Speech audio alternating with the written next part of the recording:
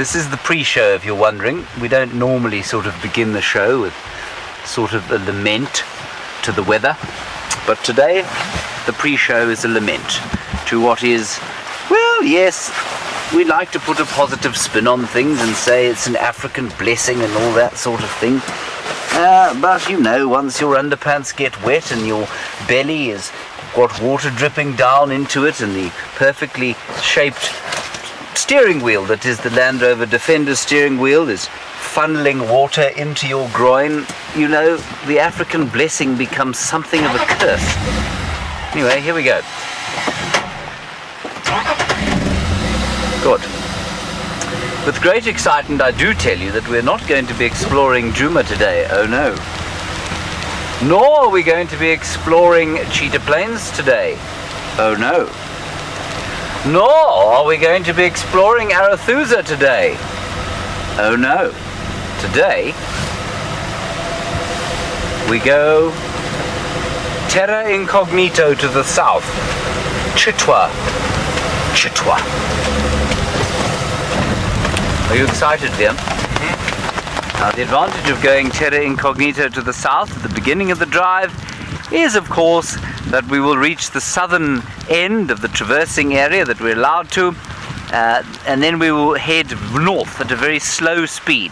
This is because the rain is coming in a gentle slant from the southeast, straight in towards my face. Viam is dry, of course, bone dry, and when we turn around and come towards the north, it will be blowing into the back of the car and things might be a little drier. Right. This is the pre-show, in case you were wondering again. The real show starts at 3. That's when I will start smiling, of course, and talking about the African blessing.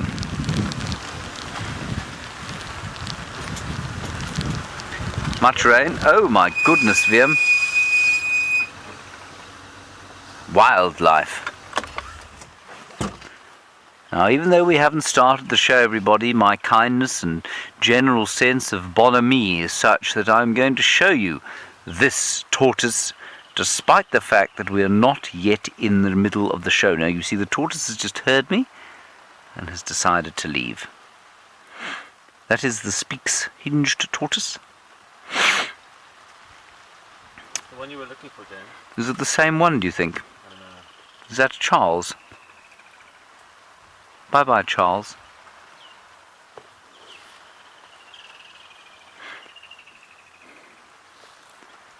See how well disguised he is. Now, Viam, I know normally you only like to film cats and things that are killing other things, but today might I suggest that when we see something like a tortoise, an ant, what it does allow us to do, of course, is stay still, which therefore allows us not to get wet, or me to get slightly less wet. Good. What a pity it's gone. Goodbye, everyone.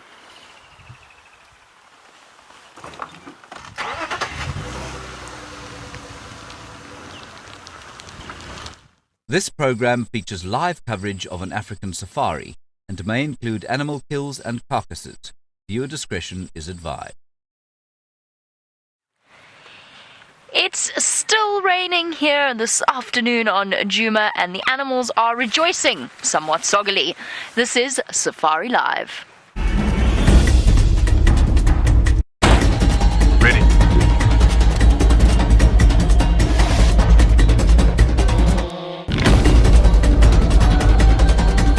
Standing by.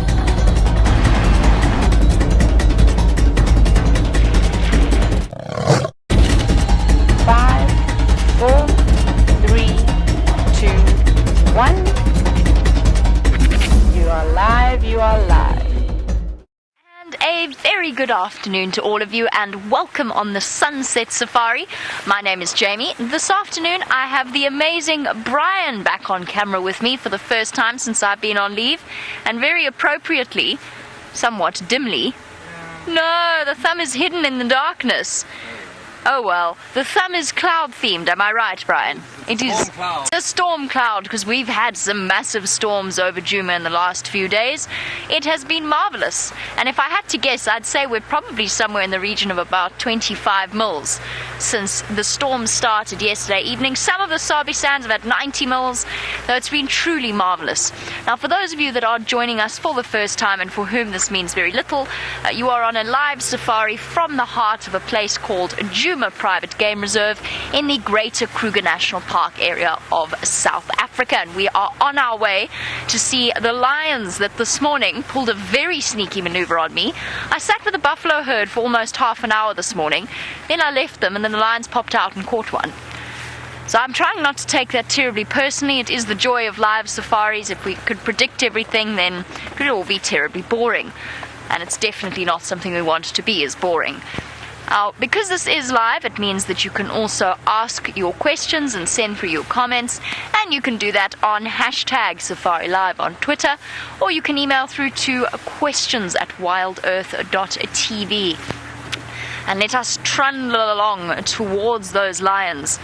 Before we get into the excitement of the lions and the excitement of some interesting explorations that are going to be conducted this afternoon, not to start the show on a sad note, but to just mention that one of our very long-term viewers, Dee, has passed away, and our thoughts are very much with her family and her friends at this very sad time. She was part of the Wild Earth family. She's been watching for many, many years, and we are thinking of her, and we are thinking of her entire family. It's very sad. Dee was very, very kind to me when I first started, and I made mistakes, and I got shouted at, and I got people riled up, and Dee was always incredibly kind and incredibly supportive. So she will be very much missed. And on that sad note, I know that these live drives brought Dee much joy.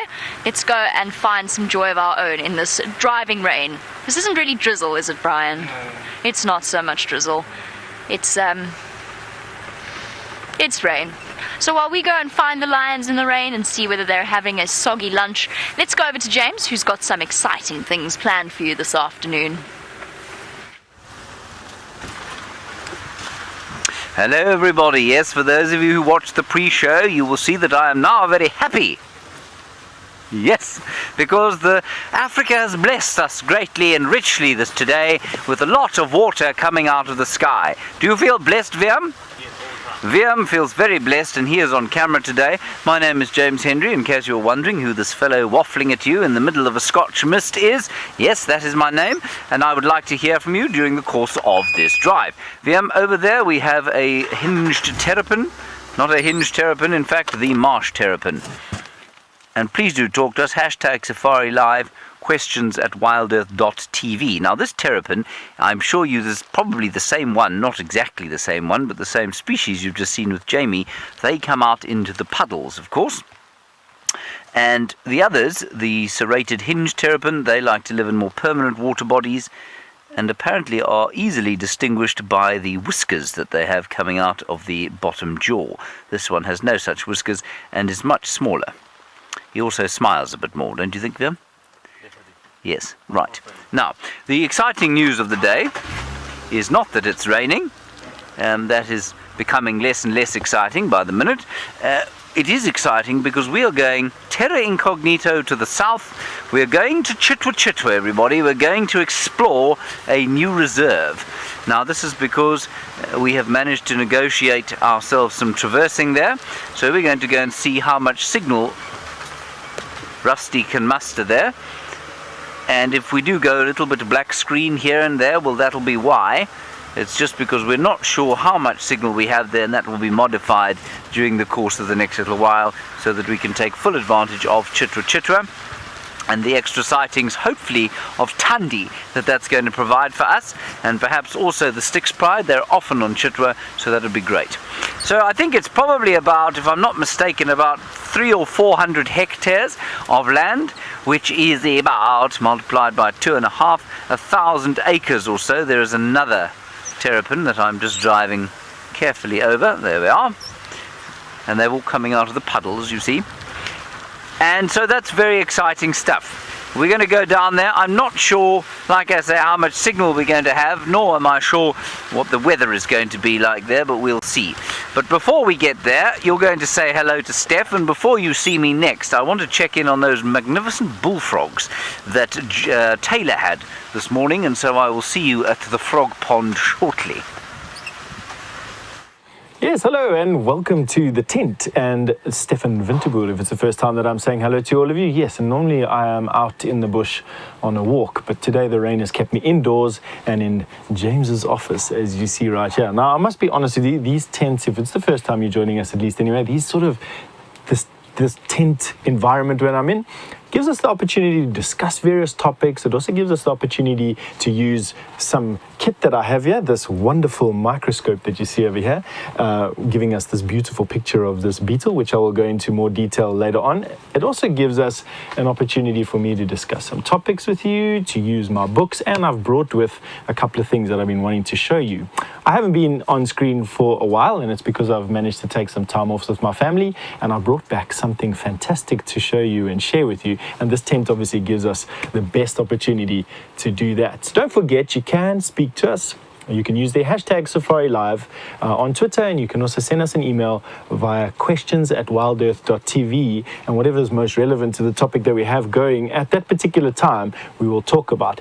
But obviously the excitement for the afternoon is where James Henry is heading off to, and that is because traverse out here, or land that you can drive on, is, how do I say, it's a commodity. And the more traverse you have up to a certain point, obviously, the more animals you have in any particular area. Now, for our long-term viewers, Chitwa Chitwa is a key portion of the Sabi Sands because it is a large area of where Karula, which is one of our female leopards that we've been following for many, many years, and a sort of star, for lack of a better word in our show, she has a lot of her territory in Chitwa Chitwa. Now, leopard in particular have territories that they patrol, and they are actively defend against other female leopard. And Karula shares Djuma and Chitwa Chitwa and a little bit of a place called Hoffman's down to our sort of south, really. I can even show you. Let's see if I can draw it. I'm not good as James at his drawing maps. In actual fact, I battle to draw full stops. So I'm going to try and draw you Djuma, which is roughly this shape. Then we have Cheetah Plain. So let me do this for you. Djuma, Cheetah Plains, and then we have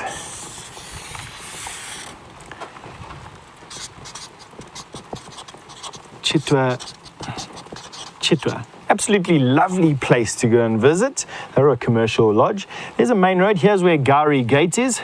So let me do my impression of a fence post. Gari Gate. This is the main road. We have Arathusa off to here, where we also traverse. And this is a road called Triple M. And we quite often drive past here to get to Cheetah Plains. But now we're going to be able to explore this area this afternoon. Hopefully, we will have about 75% coverage with signal, which is what we're hoping for. Of course, hoping and reality are two different things, so that's what James is going to be testing throughout the drive, and that's what we're so excited about. Not only is it new pieces of land, but it's also a chance for us to test how far our current setup in terms of getting signal to you goes. It's a chance to see new things. It's a chance to see where Karula is potentially hiding those two cubs of hers, and of course to see her more often. That is one of the keys. Her territory probably spans, if I were to guess, something similar to this. Now in the Sabi Sands, in this particular area, you're looking at about 2,500 hectare for female leopard. I'm not going to try and attempt to draw a leopard, but you're looking at about 2,500 hectare per female leopard as a territory, and they actively defend that, and that is what we are hoping to achieve by having a little bit more traverse to walk in. Not only is it the leopard, but it's also lion and everything else. And we're just going to, have a bit of an adventure this afternoon. But without further ado, why don't we go and see what Jamie's up to? Save for later. Now, everybody, we have arrived at Frog Pan, just down here. This is where Taylor had that astonishing sighting of the bullfrogs this morning, one of whom, unfortunately, was dead, and much deader once I had finished with it. We dissected it in the tent this morning, in case you missed it. For those of you who are a bit squeamish, you'll be very pleased that you missed the drive this morning. For those of you who are not, you'll be deeply disappointed not to have seen the liver, heart, and lungs of the bullfrog. I think it was in here, wasn't it, Viam? I'm just going to be quiet and see if we can hear them going.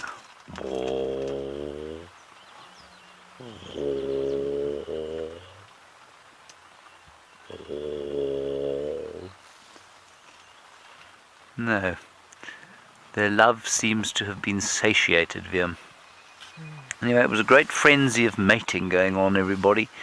Well, it was quite frantic, in fact. There was fighting, there was mating, there was swimming, there was general sort of chaos as the rain made them come out of the mud, which of course is where they spend most of their time, when it's dry. And, well, yes, there was just an enormous amount of activity. Now that seems to have dissipated. Oh well. Erica in Toronto, you're wondering, when it rains, and this is a common inquiry, are there more animals about? On evidence so far, Erica, it would seem that there are no animals about whatsoever. Erica, I don't know that there's a definite answer to that question. I have certainly been on game drives in the pounding rain where there have been very joyful animals knocking about the place. Normally that happens. So there's a bird on the ground there, that's it, a three-banded plover. Normally, Erica, that happens just when it starts raining. Animals, a little bit like us, love the first bits of rain that come. He's looking for little things to eat. It's very sweet. And then also a bit like us, as soon as it starts to get cold and unpleasant, well, then they tend to try and seek out the cover. They'll go into thick bush and try and stay out of it. So I think you'll find that on a day like this, where it's been raining pretty much consistently since about 12 o'clock this afternoon on and off, and certainly a lot of rain this morning and no time to dry off, I think you'll find that animals are trying to hide at the moment. Now that's not to say that we won't see anything. Obviously, we could easily see things. It is often good predator weather because lions will hunt sometimes in weather like this, and certainly a lioness hunted a buffalo in broad daylight during the sunrise safari. And so that's the one that Jamie's going to go and see if she can't find now. So that's a positive. But I think on the whole you will find that after a day or 24 hours or so of rain, not a huge amount of animal activity going on. Then of course, if it just carries on, animals have got to eat, so then they need to come out and they'll have to eat. But so far we have seen niggis in the way of mammals. Couple of birds. Right, Jamie Patterson has found the animal that loves the rain the most.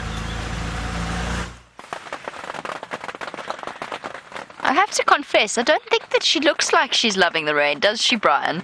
In fact, she looks a little bit miserable, to be completely... Oh, hold on. This rain is so loud. Can you hear it over that, Brian? A little bit. The rain is pattering solidly on the roof, so you can't actually hear her contact calling. And interestingly enough, this is exactly how we left her this morning at the end of our sunrise safari. So one of our lovely Nkuhuma lionesses has caught a buffalo all by herself, done all of the hard work, and her family are just not interested in this whole deal. So sorry everybody, I know the sound of the rain is overwhelming. I was hoping that you could hear the lioness, but unfortunately it doesn't look as though that's going to be possible this afternoon, with the heavy raindrops falling from the tree above us. So, our Nkuhuma lioness still on her own, despite the fact that suspect she's probably been contact calling since we left her this morning. I don't know where the rest of the pride are. I assume they're somewhere on Buffelshoek.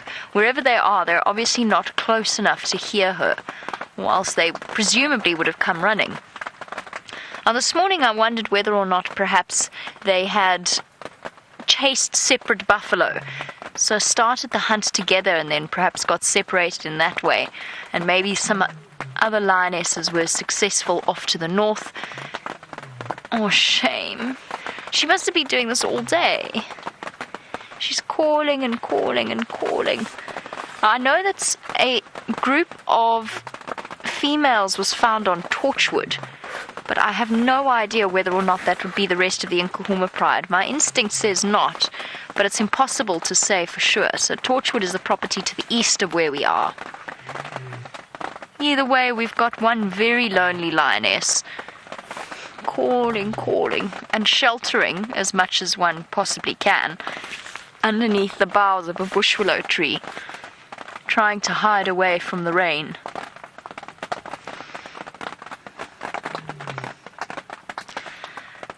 And welcome to Lionheart. While we watch our lioness calling away, you wanted to know whether or not she is one of the mothers. I think she might be. From that brief moment that I saw her, Lionheart, when I saw her this morning, she didn't look like Amber Eyes and she didn't look like the young female. And oh, that change of movement has just redirected a puddle of water. That's pleasant. She didn't look like Amber Eyes and she didn't look like the young female, which probably suggests that it is, in fact, one of the females with the cubs, because there's only 5 lionesses, 3 of them do have cubs. Now, I'm not 100% sure. Until she turns her face or her body towards us, we won't be able to tell. As, again, where the rest of her pride are, it's pure supposition. We just have to wait and see how this situation plays out. But it's the perfect spot for us to be in, because it does mean that the rain's not coming in and affecting our equipment. It's just making a heck of a lot of noise. It's nice, though. It's very atmospheric, isn't it, Brian? Cozily wrapped up under our roof. Lioness calling. Looking a little miserable, admittedly. Slightly damp. Very lonely. She's eaten a little bit of the buffalo carcass. I would show you, but it is slightly out of view from where we are here, and this is probably the best position to have a view of the lioness. But once we're done here, then we'll probably go and do a quick tour of the buffalo carcass and just see whether or not she's munched on any of it. It looked as though she'd eaten a little bit around the rump, and that was it. Roger, you say that it must have been a very small buffalo, because she did kill it on her own, and that was exactly what I was expecting. It's not, however, what she did. It looks as though she's caught an almost adult female buffalo, and by almost adult I mean it's a sub-adult, but it's almost 2 years old, I would guess, from what I've seen of the size of the carcass or the size of the kill. So it's not as small as I was expecting, which means that it was probably quite a dramatic kill. And she probably had to work quite hard to do it, because it definitely would weigh more than her. Shame, girl. This is the equivalent of 15 missed calls from your mom. Her trying to call like this.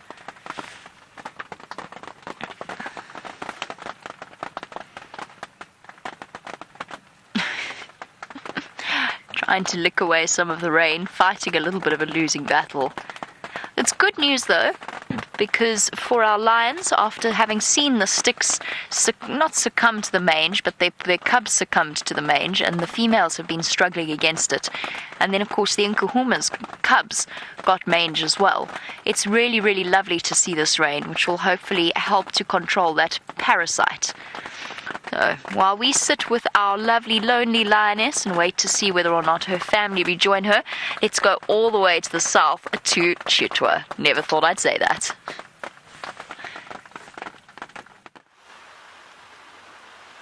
Victory, victory, victory. Just 200 meters, 440 feet onto Chitwa Chitwa, there is a waterbuck.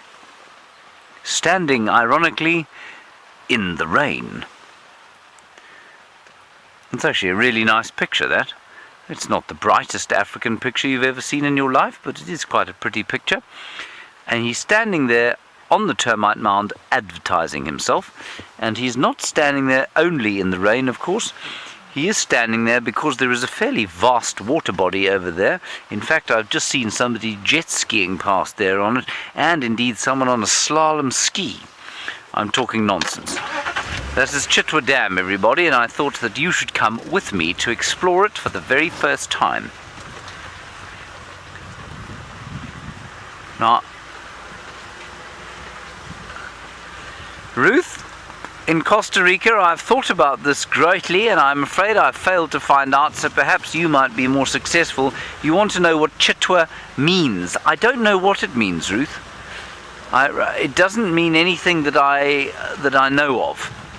But I'm sure we'll find out its origin as the weeks go by and we enjoy our new traversing. Nice clearings we have here, which of course VM can't show you. Well, there you can show you a little bit of them. This is indeed a vast array of water bodies in front of us, everyone. Nothing going thirsty on Chitwa Chitwa.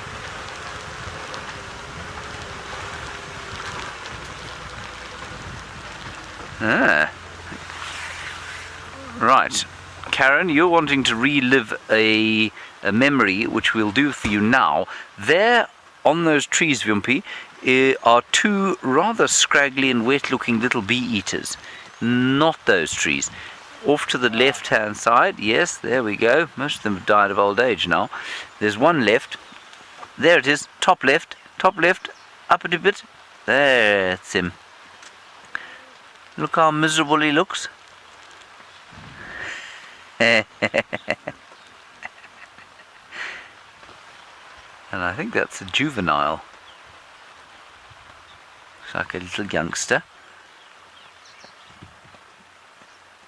Now, Karen, you were saying that in 2007 the Mapocho killed or had a conflict with what was then the dominant Nkuhuma male lion. Now the Mapocho, of course, they created havoc here, and I'll tell you why they got their name shortly. But they killed a lot of lionesses, many males as well, as they came marauding through this area, a little bit like the Birminghams did, but they had an even worse effect on the lion population back then. And that was way back in 2007. And apparently, Karen, I had certainly never been up here by then, but you say in 2007, this is where some of the action took place.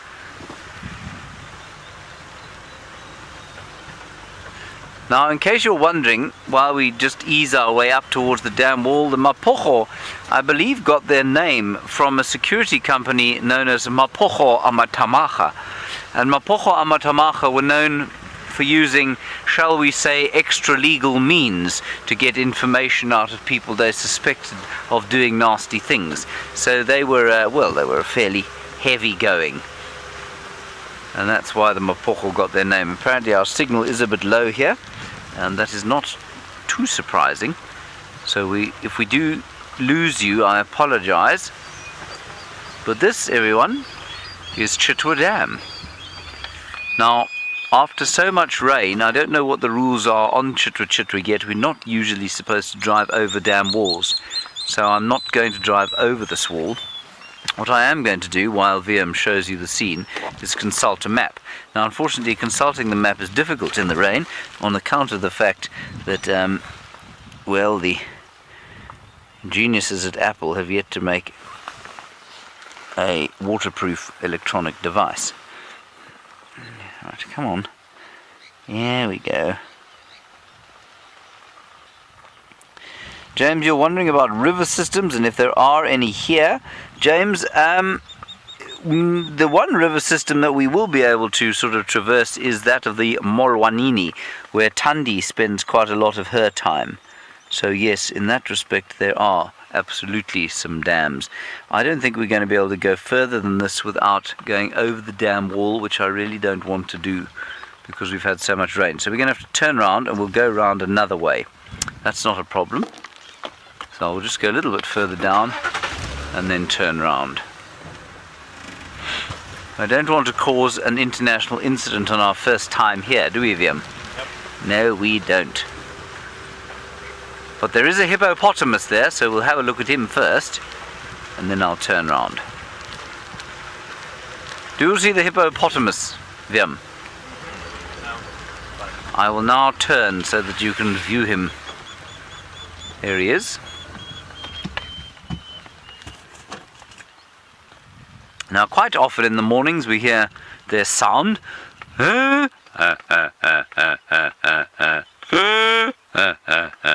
And this is where it's coming from. Chitwa Dam. Very nice. Egyptian geese. Oh, successful parents. Look at those goslings. They've done really well. Dan, you're wondering about those hippo and whether they'll come out in this glorious African blessing.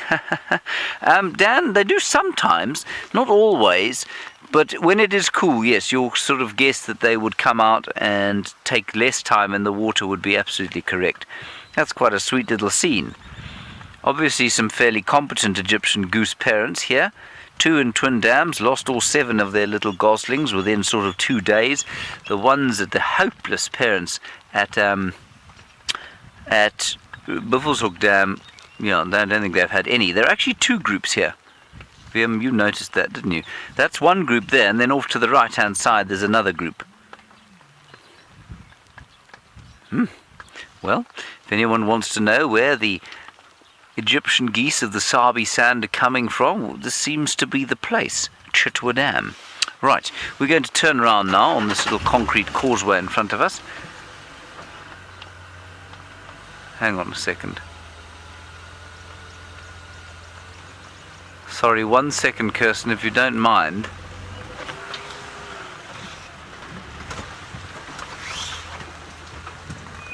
I'd love to show you what I'm looking at, but we can't turn the camera there. I just saw some flashing white that looked like wild dogs. There? No, they're birds. They just look like wild dog tails. Alright, let's head across to Steph while I turn around and find another way around this dam, and we'll catch you further down to the south in Chitwa Chitwa. Isn't it quite nice seeing those hippo inside that dam? I must be honest with you, I've been seeing their footprints out on bushwalk for the last couple of months, trying to thread my way through the freshest of them. And I'll tell you what, those hippo have been moving onto Djuma for the last couple of months to come and make use of the grass, the leftover grass that we're here. And out on bushwalk, the thing that you don't want to encounter more often than not is a hippopotamus. And it's quite nice to see the hippo and in my mind associated with the footprints, I must be honest with you. It's just one of those things where you see often and you try and picture these animals and what they look like and what type of characters that they have, and to see them in the dam is actually quite nice. I'm looking forward to exploring their characters over the next couple of months. And hippo are very characterful, if I can put it to you that way. I found that bull hippo, in my experience, have either quite precocial behavior. They'll come out of the water, they'll display at you, they open up their mouths and they thrash about, sometimes even doing full circles and spinning around on the side, or they're just quite surly and they sort of sit with their eyes and their ears sticking out of the water, waving them from time to time with their group of female or cows that they have around them, and babies, of course. So anyway, I'm looking forward to that. One thing that we have got on the table here to show you is a praying mantis that landed here, I think, when we opened up the tent just now, and has been making use of a water drop that must have fallen off either myself or Jean-Ray when we came down here, and has drunk pretty much the whole drop. But not like you'd think, not by putting its face on the floor, but by resting its 4 limbs on the ground like that, picking the water up and then licking the water off of the limbs, just like what you're watching over there now. Isn't that incredible? So there you can see a little bit of a glimmer of water right where the mouth is now. The praying mantis has sucked up the water with its mouth parts, giving us almost a unique view of its mouth parts there. We're going to try, and it's just at such a bizarre angle. I'm going to try and get you. Let me see if I can use the light from the microscope, giving you a little bit more light here. No? Is that helping, genre? Not? Confusing things? Yeah, that helps. Yes. There we go. I'm using the microscope's light to give you a little bit of a better. We're now looking at its eye, and you can see its eye is made up, it's a compound eye, so it's made up of hundreds of small eyes. Now you can see its other leg's turn of drinking up the water. So it's rested its other arm, forelimb, on the wet spot on the table and is now busy eating up. I wonder if it's not sort of, I don't know what the term is, I suppose, no, I don't want to say hydrophobic, because that is, it could be hydrophobic, and then the water is drawn up into the forelimb and then it licks it off. There's no hairs on that limb. I just found that, and right up to the elbow. So another exact copy of what I was doing on the right-hand side limb. It also gives us a unique view of how that limb is structured, and you can see those claspers, heavily muscled, comparatively speaking, to the legs just behind it, able to close that front two segments with vicious force, and then also to hold whatever insect they've got in it at a bit of a distance. There we go. Now it's cleaning itself, cleaning its eye off. I wonder if it's not rubbing any sort of moisture that's gathered on the eye off. And you can see big eye, big compound eye, licking off again. There you go, rubbing, very definitely rubbing moisture that's maybe collecting on that eye. There you go, definitely rubbing that off, licking off that moisture. This is just such a special sighting, everybody. I mean, it's not every day that we get to see such a relaxed praying mantis. Now what's happening? What are you doing? And see what next marvel is going to come from this particular praying mantis. That in the background there is my hand. This praying mantis is no bigger than an inch, to give you an idea of how small this praying mantis is. I'm going to try and get the light there so that we've got a little bit more light on our subject. And that's all I can give you at the moment there, Jean-Andre. How's that doing? Now you can see the top of its head has two eyes, two simple eyes on the top of its head. Three, actually. Three simple eyes just behind the antennae. They're in sharp focus in the middle of the head, with the two very large compound eyes now on either side of the head that give it an almost 360-degree ability to see around it. Obviously, the benefit of a compound eye, although it cannot zoom in, like it can't focus, in other words, on an object closer or further away. So it's in a constant field of focus, a set field of focus. Because there's so many eyes clustered around the head, it can give it a very, very wide field of view, almost 360 degrees. I would probably vouch that it is 360 degrees. And what you are seeing, I'm hoping that we can see it again, is that any point on that compound eye, that large eye on the terminal ends of its head, you can almost see the optic nerve in the background. It comes out as almost a pupil. It looks like a pupil, but it isn't. There we go.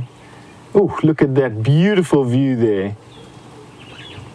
For all of you that have quick on the draw with your screenshots, you're not going to get a much better view of a praying mantis's head. And it's once again just licking off the moisture that's collecting on its head. A lot of insects have this ability of collecting whatever available moisture is in the atmosphere, and we're seeing a prime example of this at the moment. This praying mantis is not standing in the rain at all. It's making use of the very high humidity in the tent and in the air at the moment. They have the most amazing ability of, most amazing view of this. Now, a few of you are asking if we could put the microscope view on. We absolutely could. So that's what you're looking at there is the microscope. I'm going to see if I can get it into focus for you. Let's do that. There we go. So you're welcome to have a look at that. That is now on the other side. What we're looking at there is the compound eye. You can absolutely see the many different eyes made up there.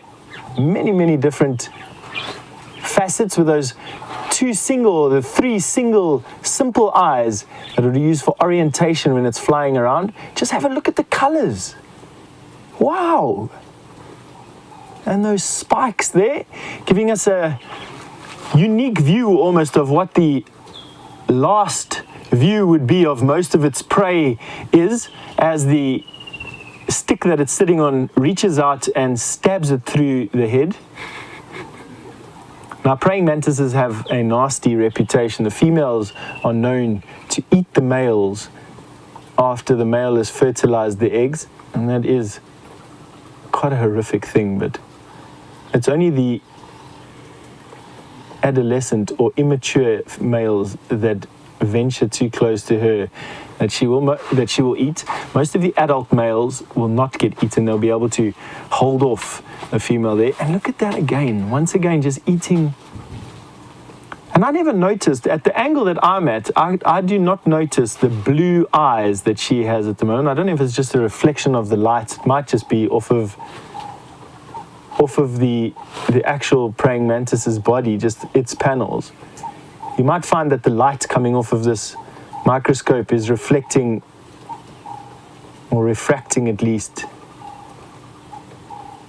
Oh, that is just absolutely fantastic. And fetching some more water. I'm trying to see if I can actually see the water or if it's just cleaning itself. Quite often they get fungal infections on their exoskeleton, which is made up of a substance called calcium carbonate, or chitin, C-H-I-T-E-N, I think is what it is called. And they get fungal infections on that they need to be quite diligent at in keeping clean. I think it's actually drinking. But who knows? There it's giving us another beautiful view of those very complex mouth parts.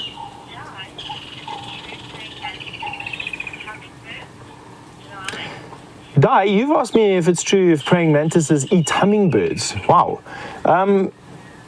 I don't know it to be true myself, Di, but let me say this, that hummingbirds are some of the smallest birds on the face of the planet. The bee hummingbird is the smallest bird on the face of the planet, and much smaller than some beetles that we have living out here. And you get some giant praying mantises, or mantids. And so I want to say, while I don't know it to be true, I will say that it's feasible. And so absolutely feasible that a praying mantid would be able to catch a hummingbird, absolutely.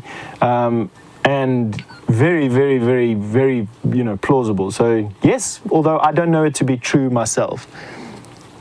Isn't that just absolutely incredible? There you can actually see the color of the praying mantid itself. It's very close to being the same color as the desk. Totally opposite to what you were just having a look at over there, where the actual lights shining blue. Not the same color as the lights here. You can see that the lights that are inside this is actually a white light, or as white as what I can see at least anyway, and not coming out blue at all, but quite obviously reflecting blue off of the face of the mantid itself. It's just been the most fascinating time with this praying mantis, I must be honest with you. But way down to our south is a man that is busy exploring something that I'm sure you're wanting to find out about how it's going over there. And James Henry is looking forward to giving you an update, and me as well. I'm going to be watching it on the screen over here. Very excited. So off you go to James, we'll catch up with you in a little bit.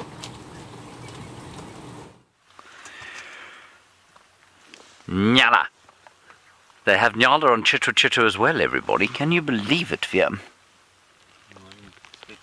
I wasn't expecting that either. Now, we were asked earlier, we were chatting a little bit about the rain and whether or not animals like to come out in the rain. Of course, Nyala generally live in relatively thick bush because they browse, they don't graze. And you can see that they are very thoroughly wet through. They will be cold and they won't be enjoying it. Thank you, Viam, for that warning. That's very kind of you. Mongoose. And behind them, not the mongoose, behind the Nyala were some impala, and they've very clearly now started to come out again, as I thought they might. The mongoose is in there somewhere, a small dwarf mongoose, not like you could never get a big dwarf mongoose. And that was a very nice torchwood tree that an elephant has pushed over. Oh, there they go. Every time I start the engine, they run out from a little burrow underneath there.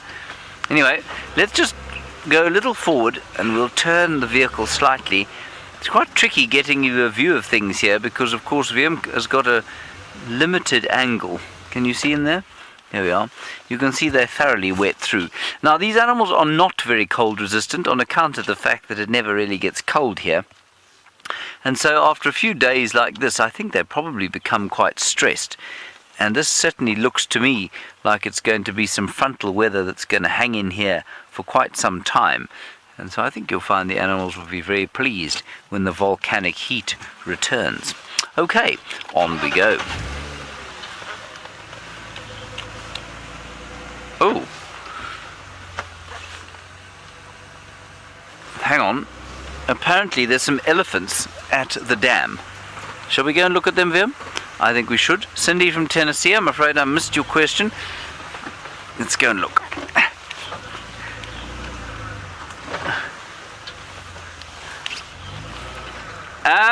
Cindy from Tennessee, you're wondering if there are any plains here where we might be able to see some cheetah. Cindy, I don't think so, no. The best place to see the cheetah are the places that we go on cheetah plains. Those are definitely the most obvious ones that we can go to. There's some monkeys. Where are they, Vim? Will we get a view? We can get a view. Everything's happening now. Everything's popping out here. I'm just turning down the game drive radio, which is exploding in my ear. Steph drew you the map, obviously, and so you can see that although this is a new area, it's not large, and because it isn't large, it's very similar, and it's obviously contiguous with Cheetah Plains to the eastern side and then kind of on the corner of Djuma. So it's very much similar landscape to the landscape that we have everywhere else. It's this open Combretum woodland. And so it's not ideal cheetah habitat, and that's why those two cheetah that we see here is almost universally the same two males go onto the Gabbro Plains in the north of Buffelshoek and then into Manyeleti, and then they turn around, they come south again down into Cheetah Plains. So I've just heard there are some elephants at Chitwa Chitwa Dam where we just were, so I think it's worth going there just to see what it looks like with elephants in it. Helps me, of course, to find what's going on here. Now, our signal's not getting good. Let's head across to Steph, and I'll see you at the dam.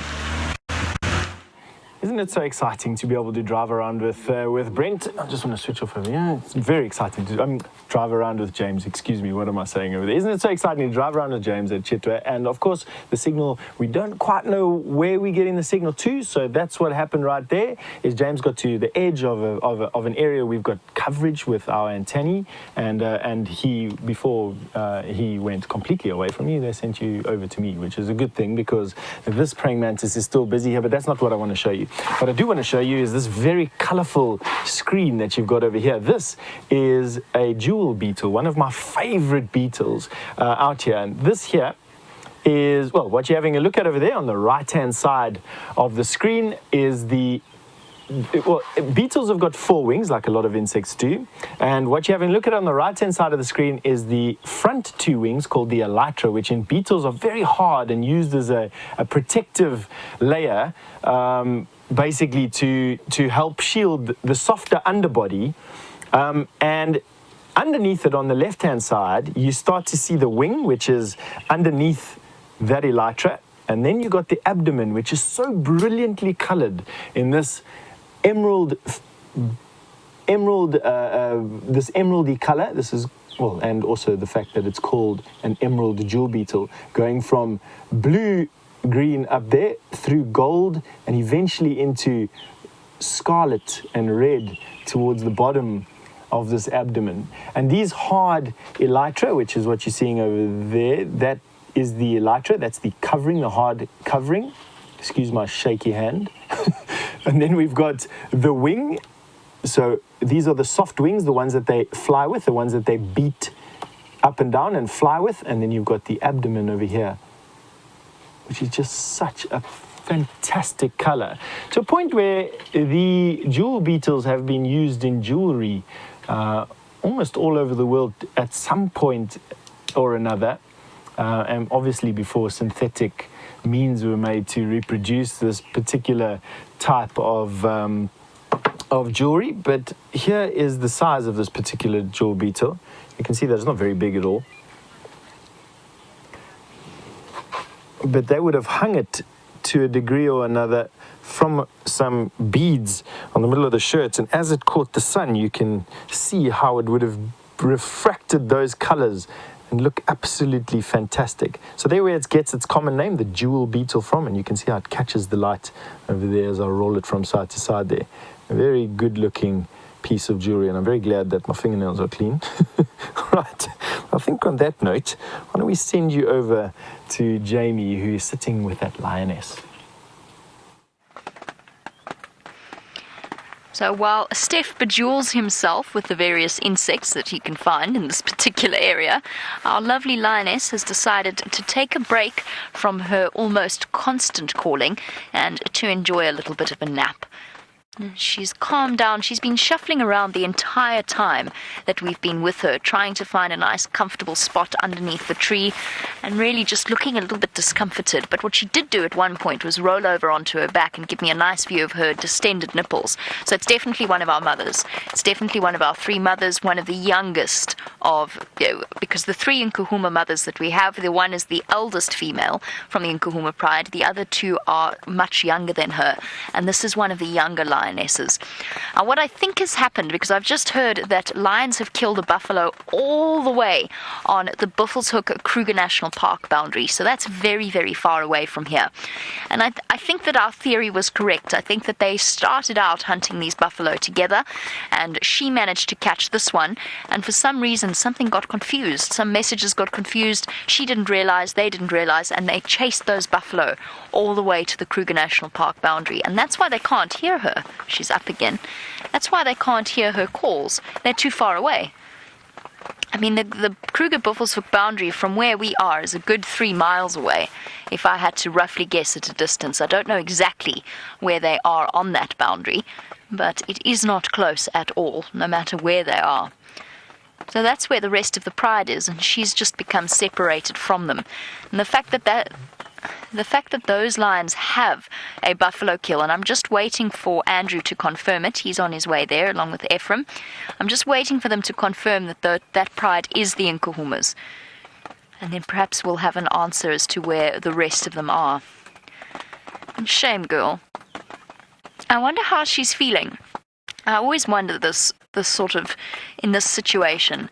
Does a lioness feel nervous? Does she feel slightly panicked or concerned? Is it a bit like losing your family in a grocery store, perhaps? I'm not quite sure where they've gone. Oh, look at those claws. Making sure that the sheaths and the skin around them are nice and clean so that she doesn't have any bother with them. They don't get stuck or jammed in any way, which can happen if she didn't do that. And back in, giving us a beautiful view of the way that the tendons and the muscles work in conjunction with those claw sheaths. Calling again. She's probably been doing this all day.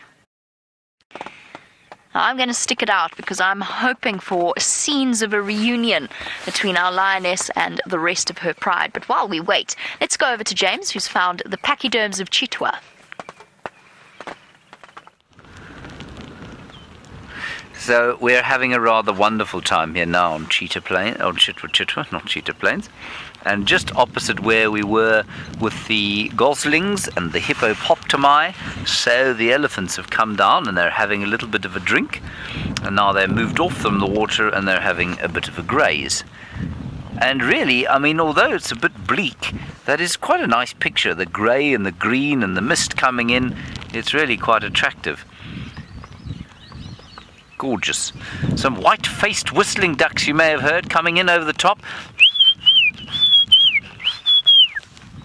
That's very nice. We would show them to you. Unfortunately, that is not going to be possible on account of the fact that VM cannot swing the camera to the side. For then all you will see is his little tent.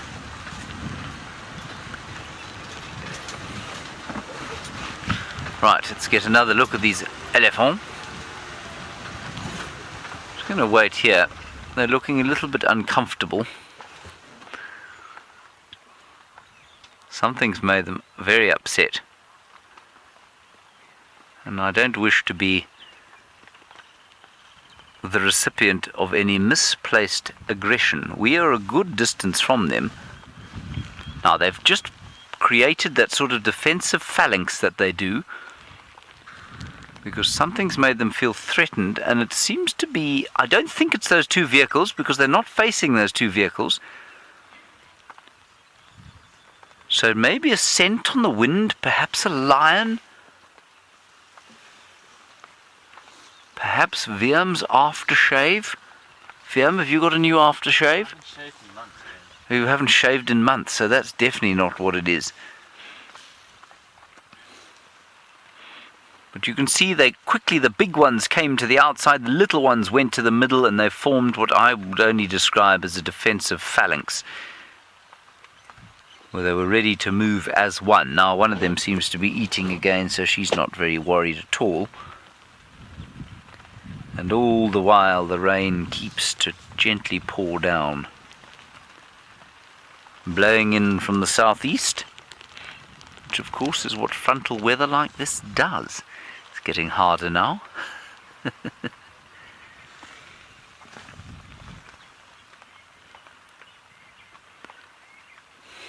Beautiful.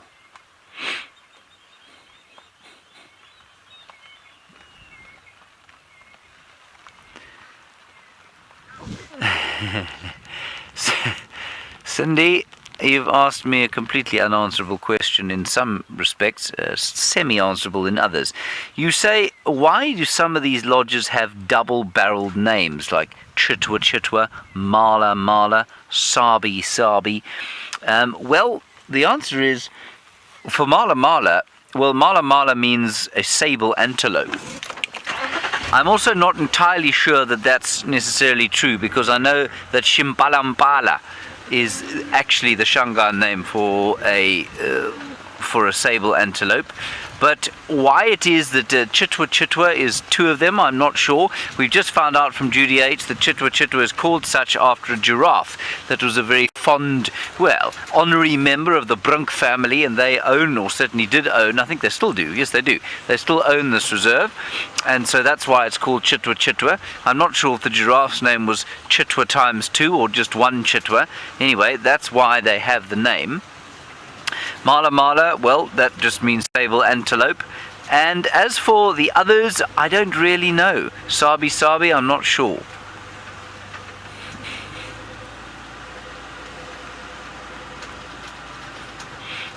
Now, there's still a little bit of uneasiness about these elephants.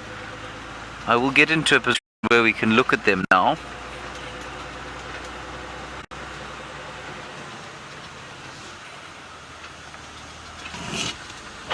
There we go.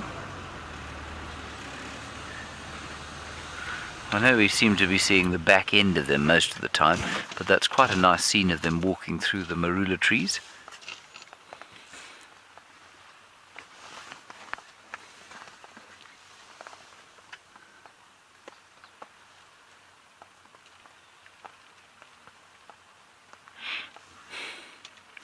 And I can hear some impala alarm calling. That's interesting. Not too far to the south of where we are now. They're fighting. It's males fighting. It's not in fact an alarm call. For those of you who are wondering, I often think that we should explain this perhaps more than we do. An alarm call is the sound an animal makes when it sees a predator that might want to eat it. And nyala and impala and kudu, the most obvious ones that do that.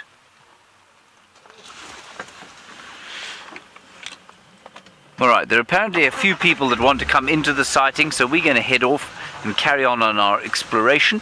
That was a very nice sighting of this little herd of elephants, and we'll see what else we can find on our way through Chitwa Chitwa.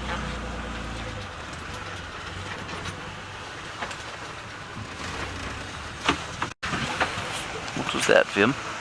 It was a stick that hit me in the leg. Alright, let's head back to Jamie while we continue down to the south. We had such a beautiful view of her eye a second ago. Come on, girl. Don't turn away completely. There we go. gives you an idea as to just how damp she truly is, and still calling. Another deep, bassy sound.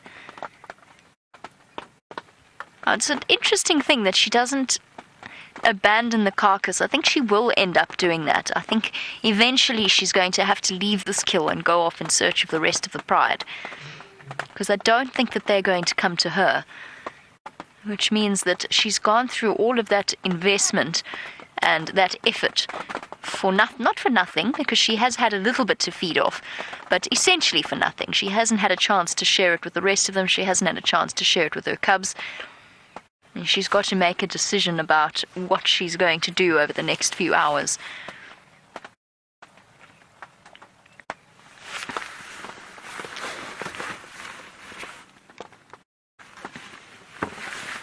Sorry, I'm just listening to what's happening on the Game Drive channel about the leopard that they've found. I'll let you know more when I hear more. Now, while we look at our somewhat sodden lion, Annie in California, welcome to the Sunset Safari. It is lovely to have you on board, and it is lovely to be sharing the sighting with you. Annie, you wanted to know if the rain will help with the mange. Absolutely it will. And for our Nkuhumas, although apparently while I was away, the Nkuhuma cubs started to look a little bit scruffy again. With the Nkuhumas, I think they were never in any major danger from the mange.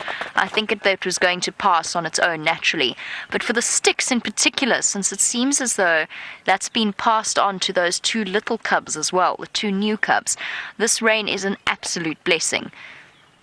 And it's going to do them tremendous good in terms of helping to wash away those mites and making it very, very difficult for them to bury themselves into the skin of these animals. Now that's happy news. This rain is good news for everything and everybody. It certainly is going to make life a little bit more difficult for our big cats, particularly our lions, because the buffalo are healthier, they're stronger, they're fighting back, they're not as easy to catch as they were, and they're much more spread out. As you know, because of course up until this morning when we saw that buffalo herd, it had been a very, very long time since I'd last seen a buffalo on Djuma. They were all very scarce. They'd moved off into different areas. So whilst the prey is much more dispersed and they have to work a little bit harder, I think the fact that it's going to wash away, or hopefully going to wash away the mange, I think is a tremendous blessing for them. Hey girl. Hard to tell if she's showing any signs of mange because she's so soaking wet and slightly grubby from that buffalo. She looks the picture of abject misery, the poor thing. Curled up, lonely, underneath a tree, damp, cold. She really does. She paints quite a sad picture. But she will be fine. She will find the rest of them, I have no doubt. I wondered about that as well, Lael. It's interesting that you and I both had the same thought. Now, Lael was wondering about, while we're watching her call constantly, Lael was wondering, do they ever get hoarse from calling like that? Do they get a sore throat and feel as though their vocal folds are feeling a bit overstressed and overused? And the same thought occurred to me, and then I thought, well, no, probably not, because it's such a soft call compared to that amazing raw sound that they can make and are capable of producing. And their bodies are so incredibly well adapted for that sort of sound, with the suspensorium in their voice box, that muscle connecting it all the way down to the diaphragm to pull it down and deepen the sound. And they're very well adapted to it. But they generally roar every couple of minutes, maybe once or twice an hour on a normal evening. If they're feeling particularly territorial, they don't constantly call. I'm not sure. I really don't know whether or not they start to feel hoarse or as if their voice box is getting their throats a little bit sore. We certainly would if we roared constantly or called constantly, although I suppose somehow between all of us we manage to talk for roughly 6 hours a day, and we manage, but it's not quite the same, is it? I don't know. Interesting. And we may never know, actually. It is very, very, very difficult to find out. And on that note, I was just talking about this with Brian. talking about the fact that there is so much that we don't know that goes on in their minds and in their heads. What is she thinking of right at this moment? That is what I always find so exciting about being out here, is that we've really, the intensive study, the proper intensive study of the animals and their behavior in these areas, that's only really been done in the last 100 or so years. Let's say that, particularly for these sorts of animals. Imagine what else we're going to discover and what else we're going to learn as our knowledge of them deepens. The more we know, the more we're going to realize there is to find out. It'll be fascinating to know and to study and to learn.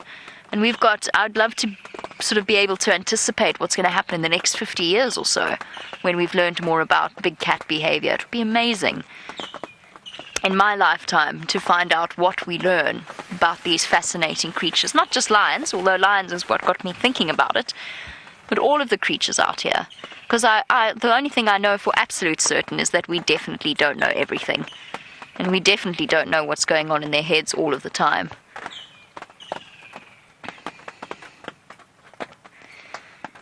Well, at the moment, not much seems to be happening in the mind of our lioness, and I'm sure you're all very excited to join James in his exploration of Chitwa. Let's go and see what else he's found for you.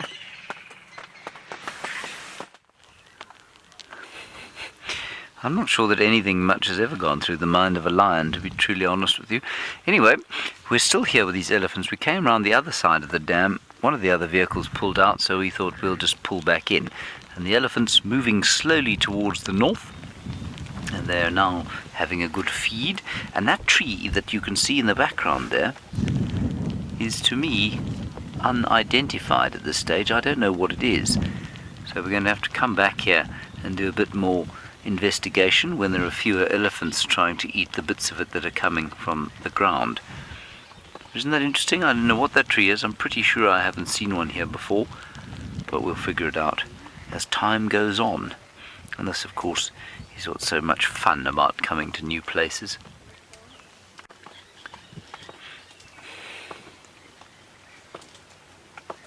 Beautiful elephant herd, completely relaxed. It's been walking around vehicles all the time. And I don't know what freaked it out earlier on. I really don't. There was something that just made them smell, and they got very upset about something anyway. Now they're completely relaxed, and there's a very little one that's going to cross the road fairly soon. We'll have a look when it does, but in the meantime, as that one feeds on a plant that Viam was saying does nothing eat this stuff, and it doesn't seem that there is much that eats the weeds growing inside this clearing. Sorry about that. Hi there. How's it going? Good, thanks. Just saying hello to new, hopefully, friends.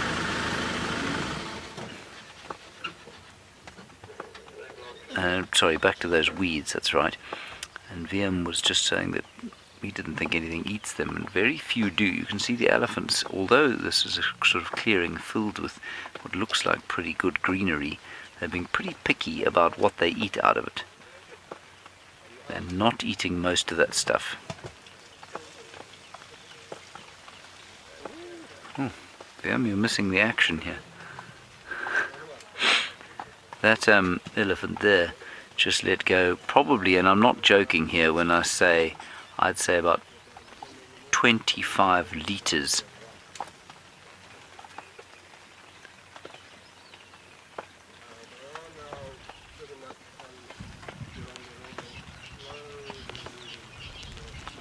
Okay, I think we may have been creating something of an issue here. I think we might be not supposed to be here.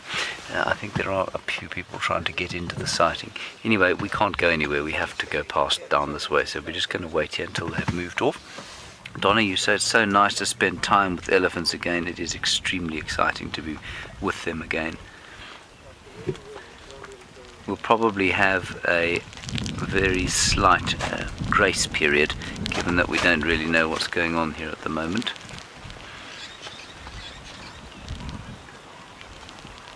But let's just enjoy them. Donna, yeah, it's so great to see elephants again, isn't it?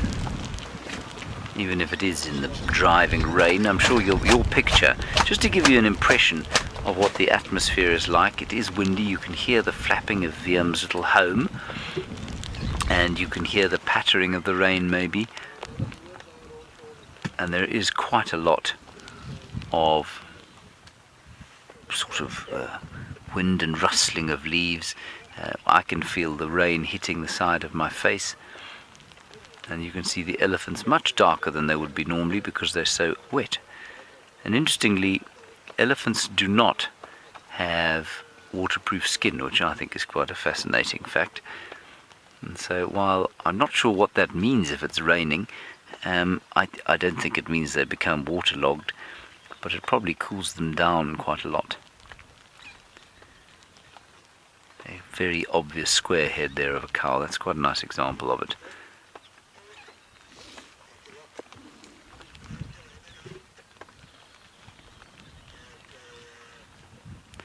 Alright, let's head straight across to Steph, and we're going to head on and carry on south.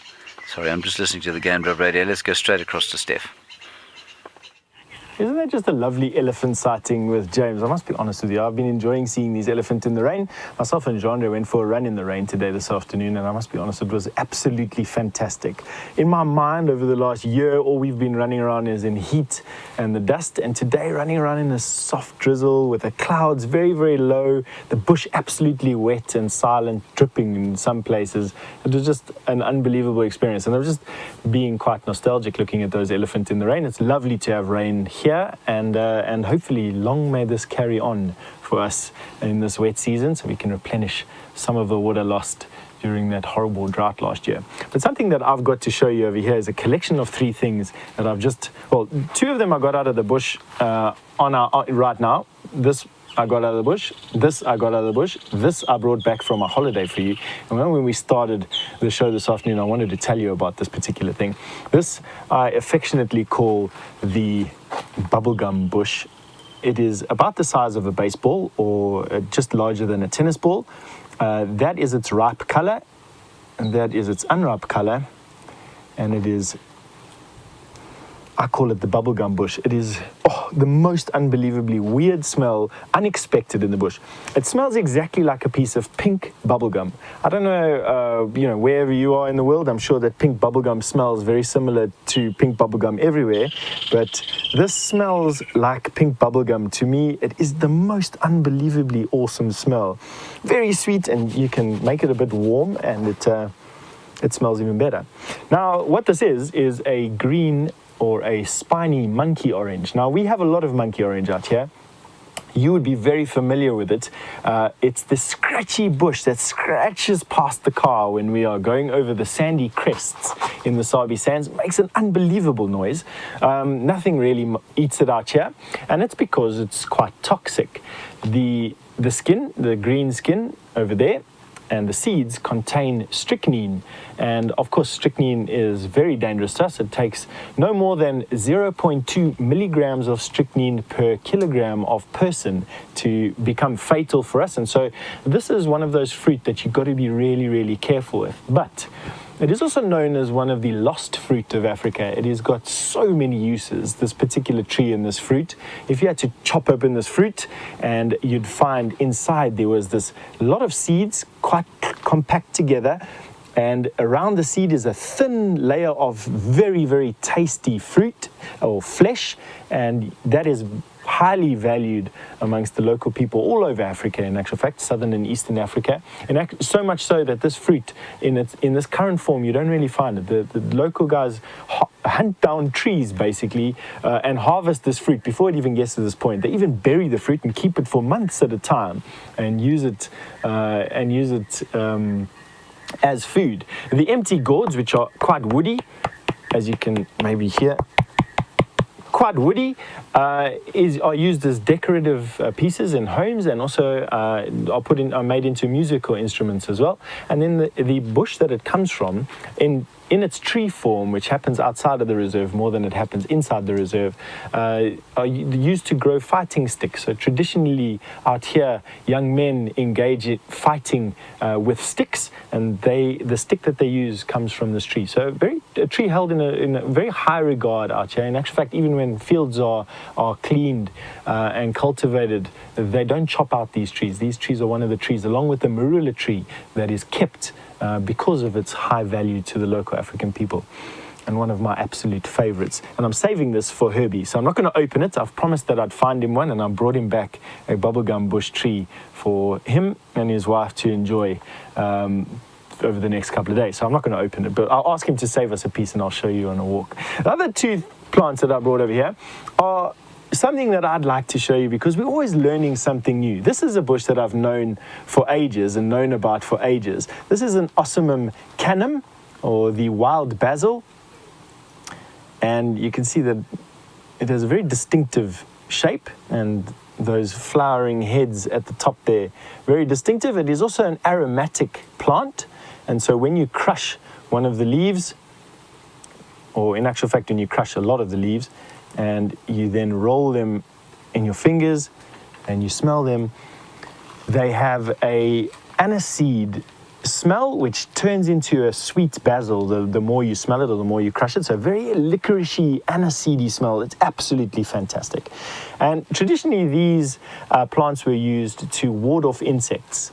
They make for a very effective insect repellent. And what you can do is you can, for tick infestations or the larval or the nymph stages of ticks, you can beat your legs vigorously, and that'll get rid of all the ticks in the area. Or where you prepare food, and most notably where you work with meat, you can hang up a sprig, and as you're working with the meat, you crush the leaf a little bit, and the smell infuses your kitchen, in particular where you're going to have flies landing, and the flies will be chased off by this particular smell. It also works incredibly well for mosquitoes, and you can make quite a nice spritzer for mosquitoes out of it. You boil this crushed in some water. You then distill the water, or not distilled a little bit water, but you cook off the water, making a decoction, as it's called, and then you can put that into a spritzer bottle and spritz it into the air, and it'll chase away mosquitoes. And of course, in areas like this, subtropical Africa, chasing away mosquitoes wards off malaria. So a very useful plant. But this is something that I've known about for ages. This I haven't known about for ages. This I've seen and been walking over for many, many, many years, and I never realized that it was such an important medicinal plant across the world. This is called the Waltheria indica, and in this particular area grows in sea plants. Now, I know that this tree has been growing around in sea plants for ages, but I never knew that it was so important. And having done a little bit of research about this tree recently, probably in the last month or so, I've realized that almost every part of this tree is used. It's only been tested scientifically for two things. One is lung disease, and you can use this plant in a variety of ways for lung disease. You can make a decoction or a tea and you can drink it. You can chew the leaves and you can gargle the juice for sore throats.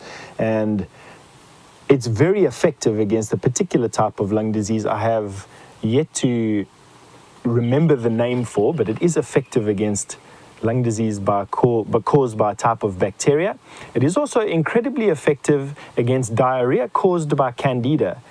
And so very effective for two things, tested scientifically and used widely for that traditionally. So used for diarrhea and used for lung disease. It's also made into a general tonic for kids. And so the root and the root bark is chopped open, boiled into some water and given to kids. It's an analgesic, it's an antibacterial, it's antimicrobial. It'll help with sore tummies and painful cramps. It'll help with diarrhea. It'll help with lung disease, cough, sore throat, sore teeth.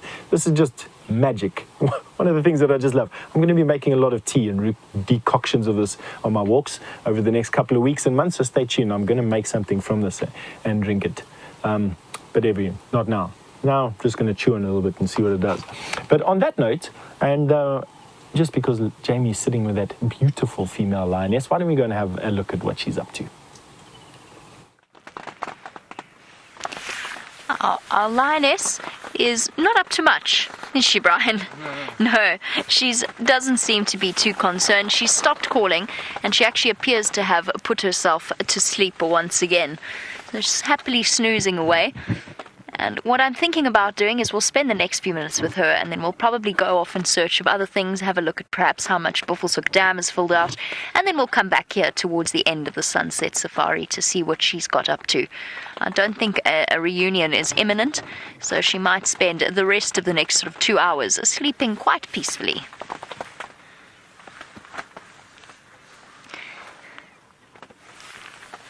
Now, Kat in Tampa, you want to know while our lioness sleeps peacefully, and I think it's probably a very pertinent question, whether or not this rain will make it hard for her to find the rest of the pride.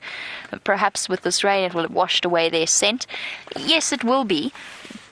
I think it will make it a little bit more difficult, but I do think that once night falls, she'll start calling a little bit louder and redoubling her efforts to try and find them, and hopefully they will start to respond to her. So we know from experience just how loud these cats can truly be when they want to be. So I think she will roar eventually, and she will find them by sound more than anything else. And who knows? I mean, who knows exactly how strong their sense of smell is? I would suggest that, yes, you're probably right. It's probably washed away their scent completely. And so I think it might make it a bit more difficult, but I'm not worried about her. We've seen these over the course of the weeks, months, and years that we've watched these lions, or you've watched these lions. You will have seen them go separate and then come back together again, separate, come back together again. And particularly when the Birmingham boys came in, of course. And for new viewers, essentially these lionesses went through, as is natural, a time of great upset when the previous males of this area, the Matimba males, were overthrown by a group of young males called the Birmingham boys. And in that whole process, the Birmingham boys, being young and pumped full of testosterone and aggression, they actually ended up killing a few members of the Nkuhuma pride. And as a result, our Nkuhumas were running scared for ages.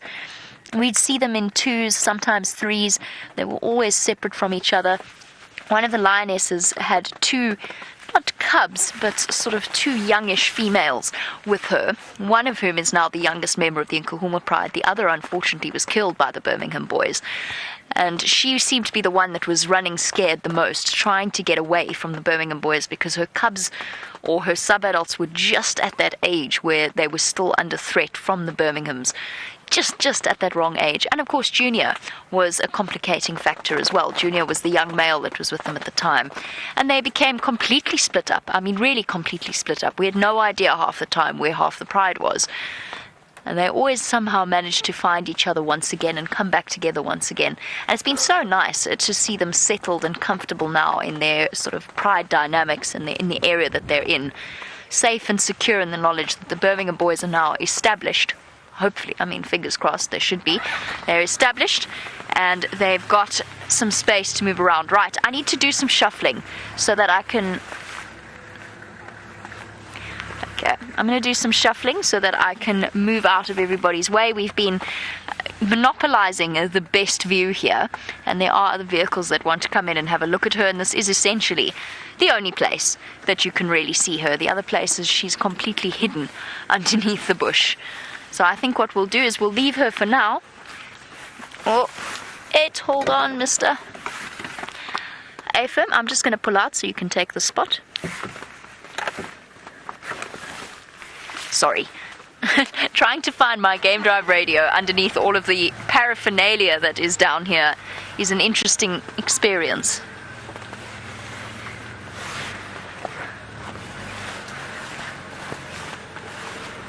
I can't see this man, so I hope that he's not on top of me. No, he's not. Can't see anything with this roof. Let's go and have a look. Apparently there are elephants. Oh! I'd rather avoid that drip. Let's just go and see what's happening at Buffelshoek Dam, because we're not too far away. And then we'll come back a little bit later and see what's happening with this lioness. Jamie. Hi. No problem. Enjoy. I didn't realize there were two ladies. There are two ladies. Yes. I've just been on leave. Okay. Cool. All right. Hi, everybody. Enjoy. She's been calling constantly, so it's quite a nice sighting. Cheers, guys. Bye. There are two ladies.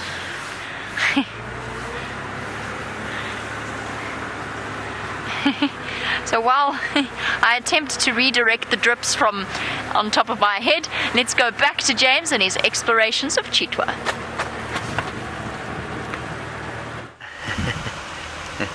I know how she feels, drips on top of her head. We've come south, all the way to the south of Chitwa, and so this is the cut line as far as we can work it out. Don't actually have a map that extends now further to the east from here, but as far as I'm aware, from here up until Cheetah Plains, we should be fine. We'll see. This is the southern area. There's extensive bush clearing that's gone on the other side of Chitwa, and we'll go back there once we've hit the boundary with Cheetah Plains. I just want to drive the whole of the southern boundary here, because what that will do, of course, is tell us where we have signal and where we don't. And so that is very important. No other animals thus far.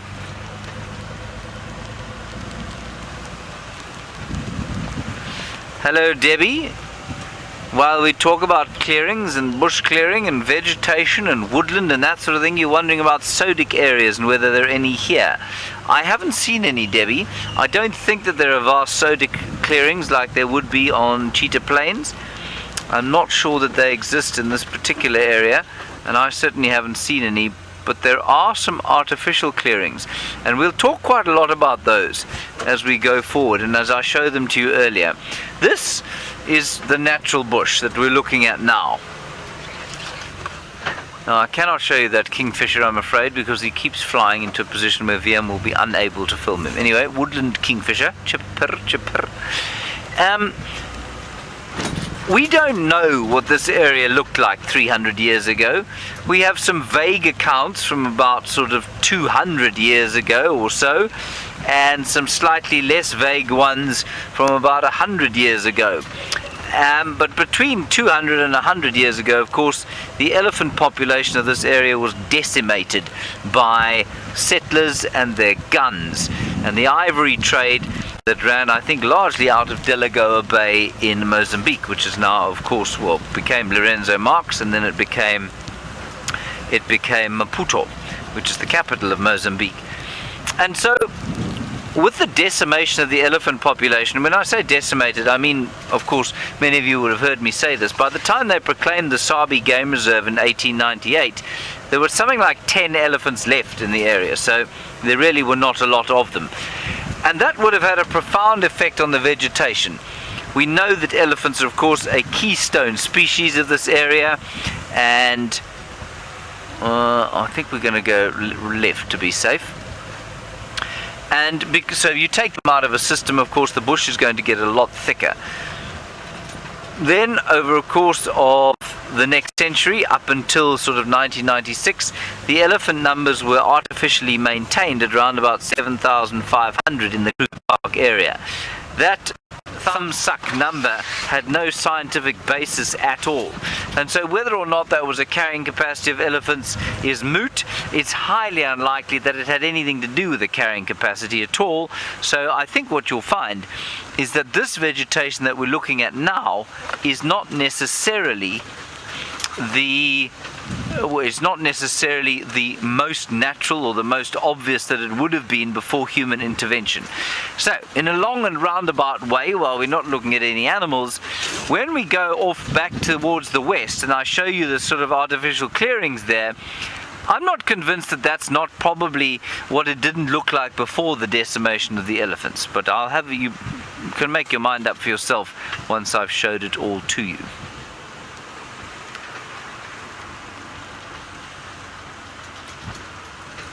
Right, watch your head here, Viam. Oh, I suppose.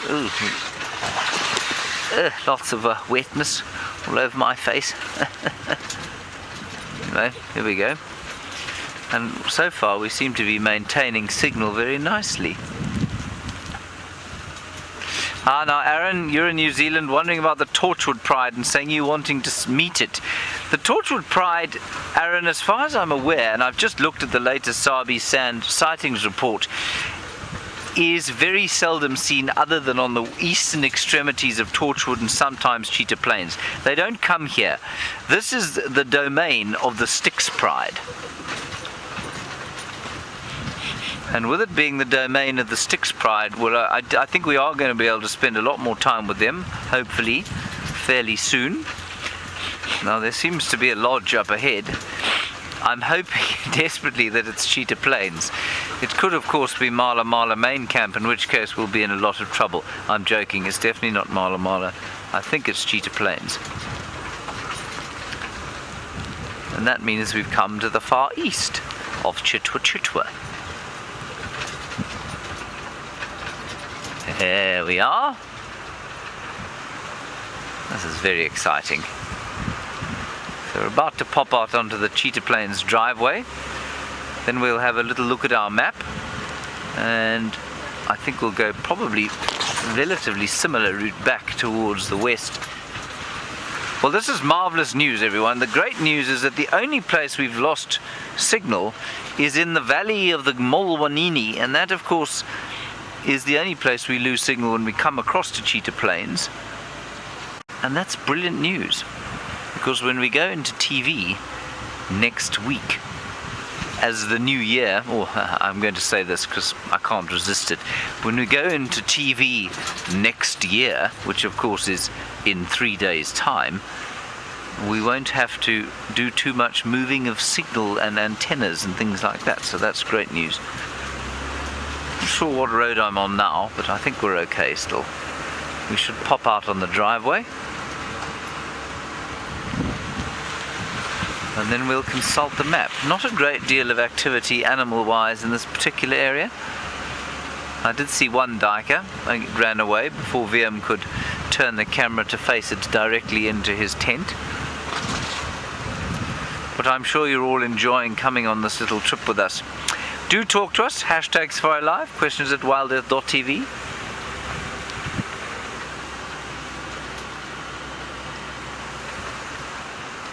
I'm afraid RC in the Netherlands, I completely missed your communications, where we were hit with a very loud game drive comm. You're starting a Chitwa bird list. So you've got 2. Well done. Thank you, RT. There's your 3rd. The Shivambalana, or green-spotted, emerald-spotted wood dove. Right, VM, do you recognize where we are? Good. There we are. We are now at Cheetah Plains. Marvellous. We'll just do a little loop around here. And while we do our little loop around here, Jamie Patterson, who I think did the same thing this morning, has found a creature unusual for the day.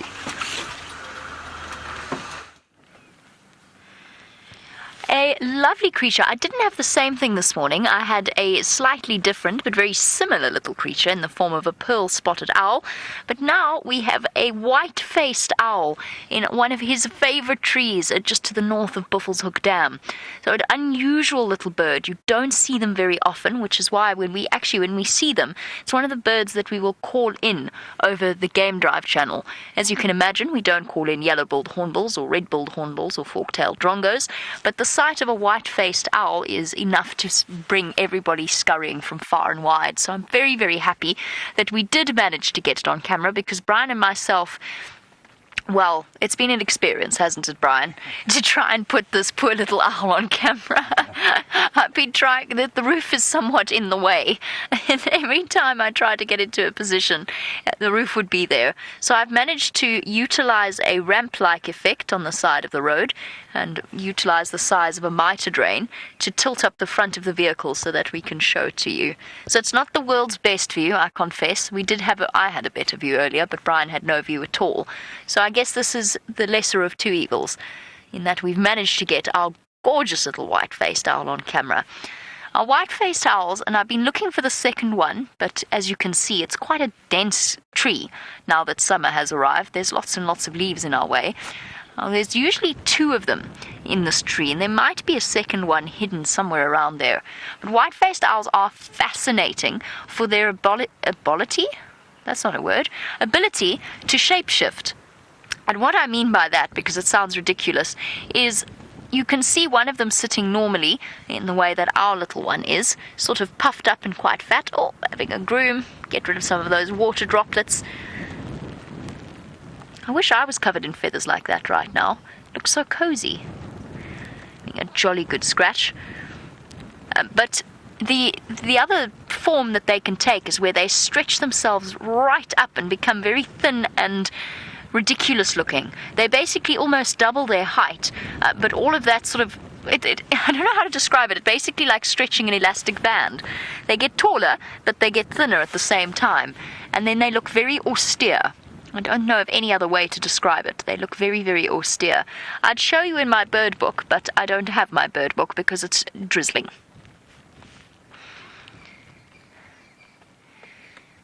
Now, Forest Wanderer, you want to know what these owls sound like. Now, if I'm not mistaken, I'm trying to think about it. If I'm not mistaken, they make a sound that goes something like this. Kuroo. Kuroo. Kuroo. So that is the white-faced Scops owl. Totally different to the normal Scops owl that we see more regularly, that makes a sound constantly, and many of you who watch the Djuma Dam camera will be familiar with that sound. It's sort of a very, very typical sound of the African night in the bush. But the little white-faced Scops owls are much less loquacious, and they don't often do their calls unless it starts to get dark, and then the air is filled with kuroo, kuroo. It sounds ridiculous. The more I do it, the more ridiculous I feel. Kuroo. Yes, that is roughly what a white-faced Scops owl sounds like, give or take, because you know I'm not the world's best mimic. Now, usually I would have the call available to you, but I decided that on the basis that I knew that the front of the vehicle was going to get drenched, I decided not to bring any electronic equipment along on the drive with me. So unfortunately, I don't have the call for you. Maybe some of you can find it and share it so that you can all hear an actual white-faced Scops owl as opposed to Jamie's rendition of a white-faced Scops owl, which is something like a remix of the way that it sounds. I'm sure the second one is somewhere close by. I keep looking up into the branches to see whether or not it doesn't pop out, but I don't see any sign of it. But it's nice to know that our white-faced Scops owls are back, and they're back in exactly the same tree that we spent a little bit of time with them the last time we saw them. So that's wonderful to see. It means that they are planning on hanging, well, I hope it means they're planning on hanging around for a little bit longer. Those of you who cast your mind back again to a few weeks ago, face full of rain, we remember that Byron and myself came racing to this area to try and find the white-faced Scops owl, and neither of us succeeded. We heard a report that they were here, we just didn't manage to find them. So it's nice that we finally managed to find them. Might have to send Byron a message and say, finally got it. The white-faced Scops owl. Let's have one last look at him. Unfortunately, not the best view in the world.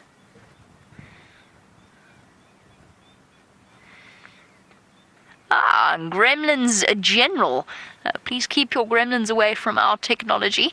That's what we always say when something goes wrong out here, that we've been attacked by the gremlins.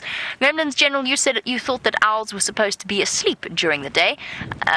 They are, the larger species of owls are nocturnal, and they do generally sleep during the day. However, our little owls, in order to reduce competition with the larger owls, have evolved to be crepuscular. In other words, they come out early morning and late afternoon. Although what you'll often find is that the little owls are, if not active, they are generally awake and looking around them during the day, especially when it's drizzling like this. You've got to make sure that that water isn't sinking down into their skin. So constantly preening, making sure that their feathers are all in order so that they don't become waterlogged. But yes, you are right. Owls, in general, are nocturnal creatures. The little owls, on the other hand, are a lot more active and often awake. And you'll find, particularly in winter, even in the middle of the day, you'll hear a pearl-spotted owl calling, doing its beautiful whistling tune. So the little owls are not as seriously governed by times of the day.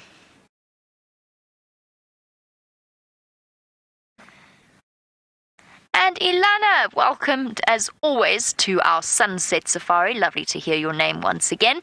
Ilana, you wanted to know, when owls mate, do they stay together for life or will they separate once again?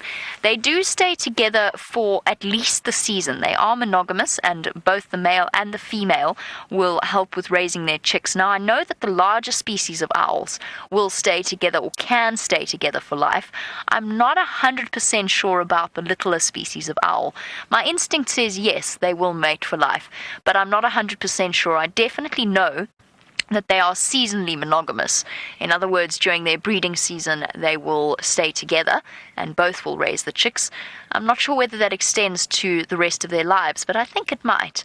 But I'm not 100% sure on that one, and I'm open to those of you that perhaps do know about whether or not little owls stay together for the rest of their lives. You can send that through on #SafariLive on Twitter, or email through to questions@wildearth.tv, or any other questions that you might have.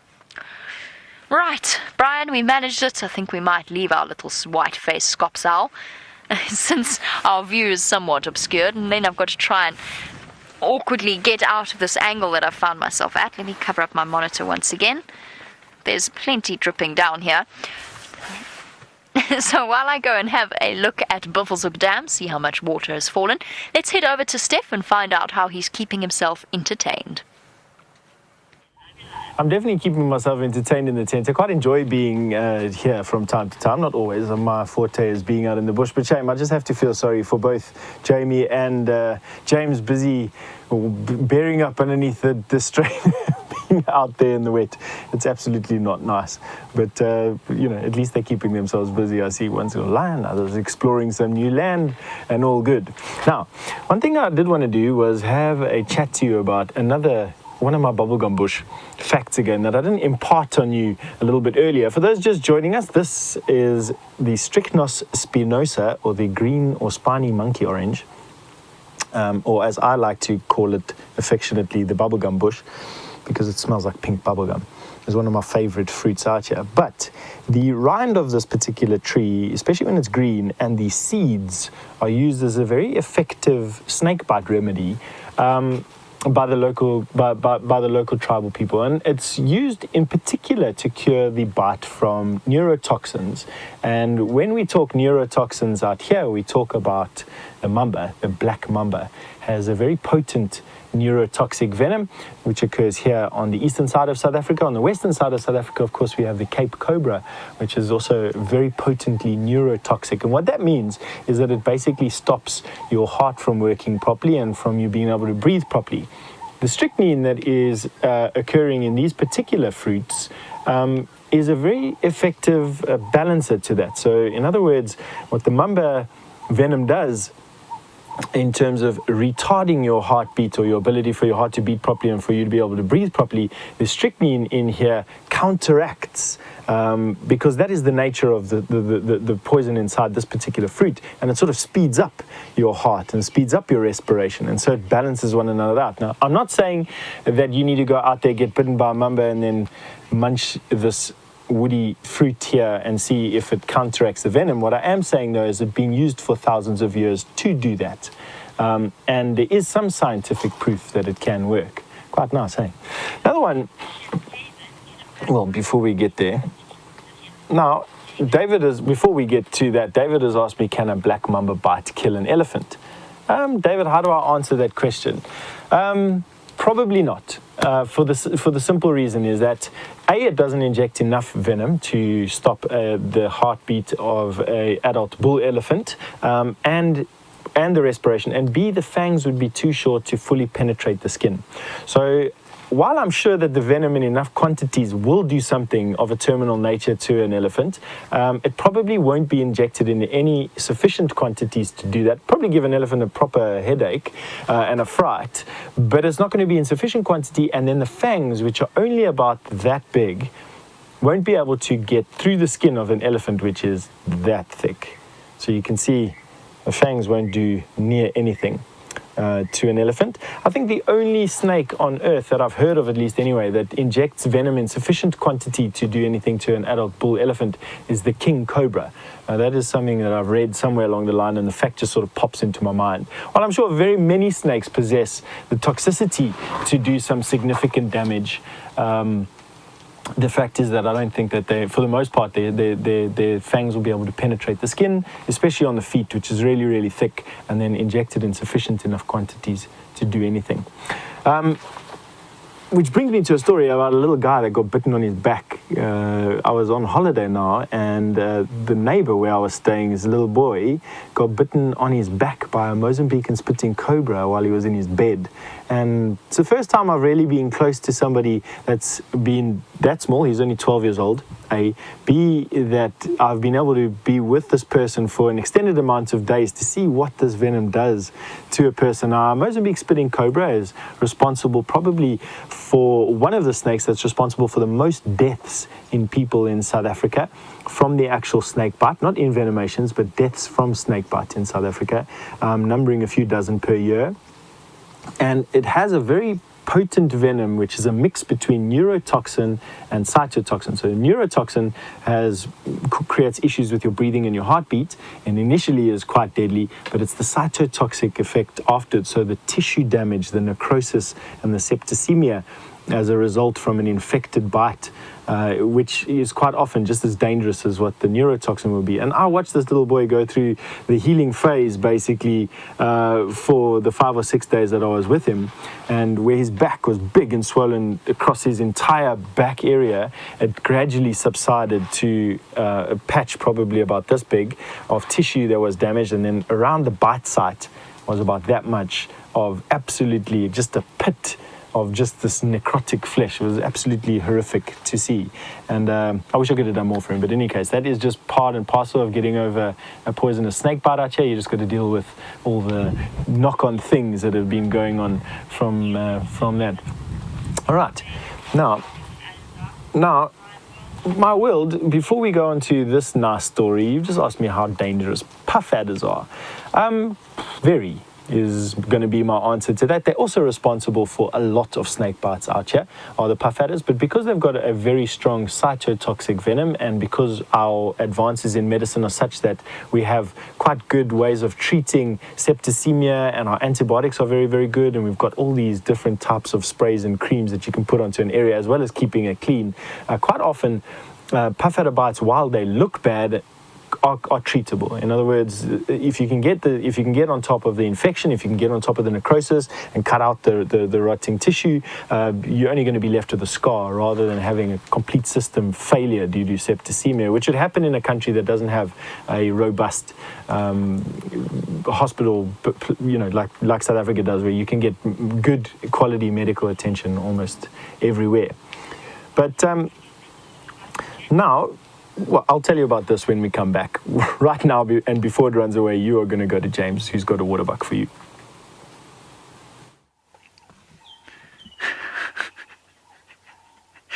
There's a waterbuck cow, everybody, and she's walking down the Chitwa Chitwa International Airstrip with her friend. Where they're going, well, who knows? But where they want to go, well, that is the real question, of course. Why are they on the airstrip? Where are they planning to go? VM, where do you think? Warmer climes, Mauritius. perhaps? Mauritius, tropical island paradise, Thailand even. I think the one in the front is quite heavily pregnant. She seems to be propelling herself by means of her tail there, you see that? Like a dynamo. As soon as the tail stops moving, she seems to slow down. Yep. Oops, tripped over. Anyway, those two towers there are where the Chitwa Chitwa Lodge is, and I must say it's a very beautiful lodge. I've been into it.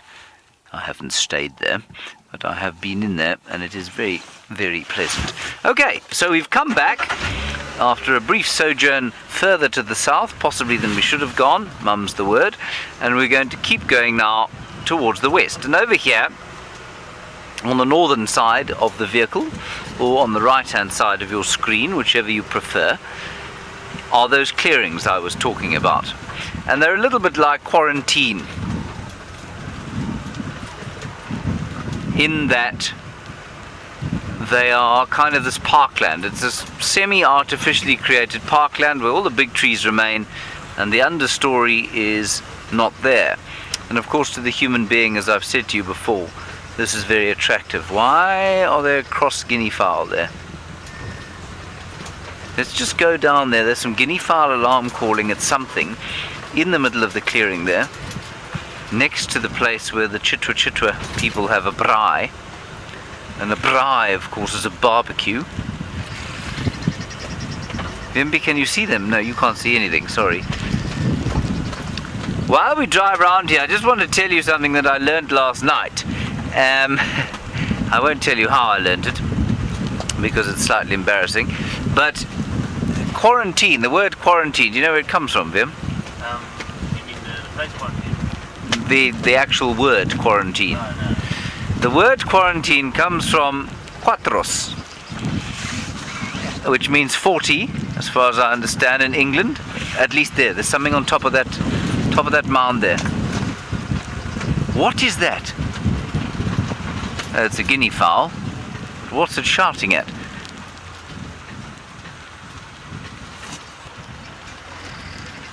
We'll get back to the story of quatros shortly. The guineas are just on the termite mound there. You see them there, Vimpy? That's it. And that's what they were going.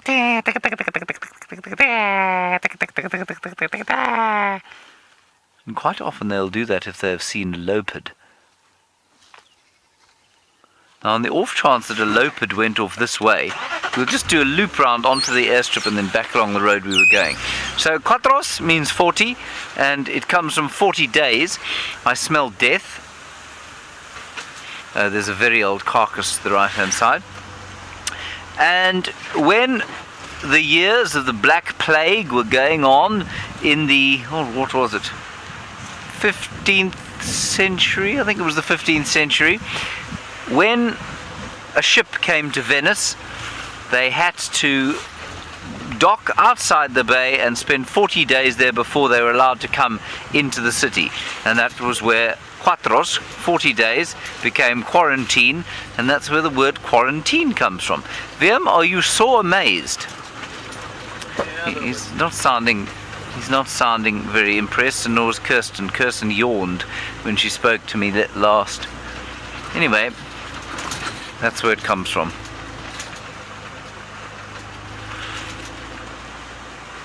Well, the guineas were looking over this way, but I think if it had been a leopard or something like that, they'd have climbed possibly into a tree and flown up.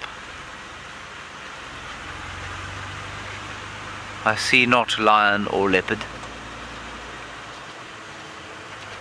Yes, indeed.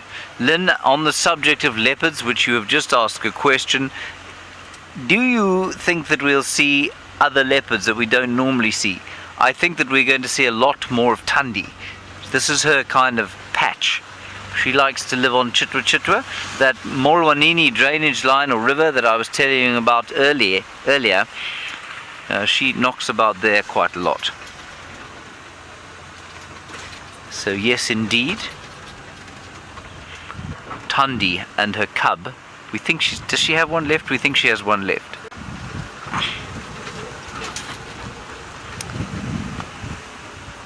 And James, you're wondering if we're going to see more of Shongile, perhaps when she disperses and comes this way, or maybe she'll come this way. I have absolutely no idea, I'm afraid. We have no idea what Shongile is going to do. Was she going to push into Shadow's territory? Is she going to push into Tandi's territory?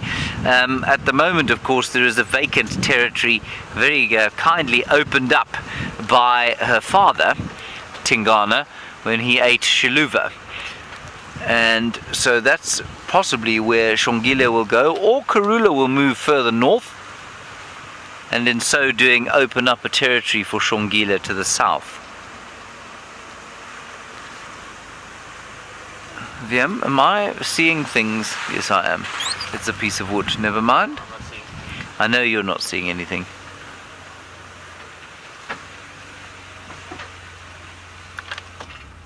I'm pretty sure it's a piece of wood, everyone. I'm not even going to show it to you because I'll have to move the car. Let me just get a pair of binoculars out. This is not an easy operation, of course, on account of the fact that, well, there's quite heavy precipitation at the moment.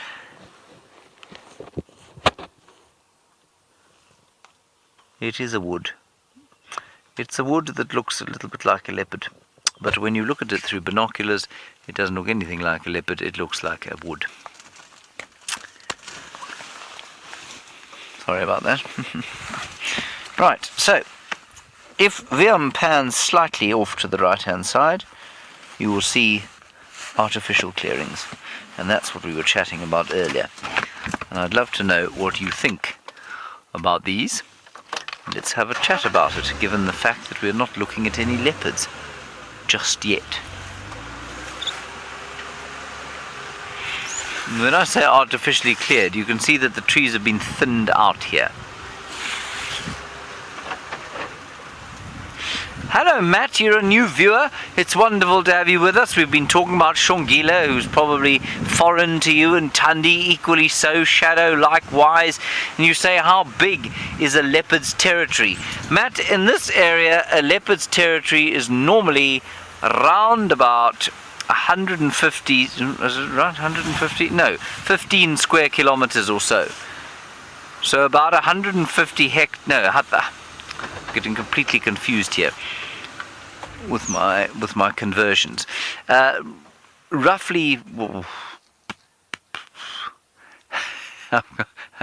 it's lost me entirely here.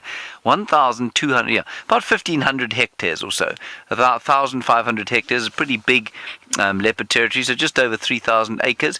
But in an area like this, they tend to be a bit smaller, probably down to about 1,000 hectares or so, but maybe up to around about 3,000. Karula's is about 3,000 acres, 1,500 hectares.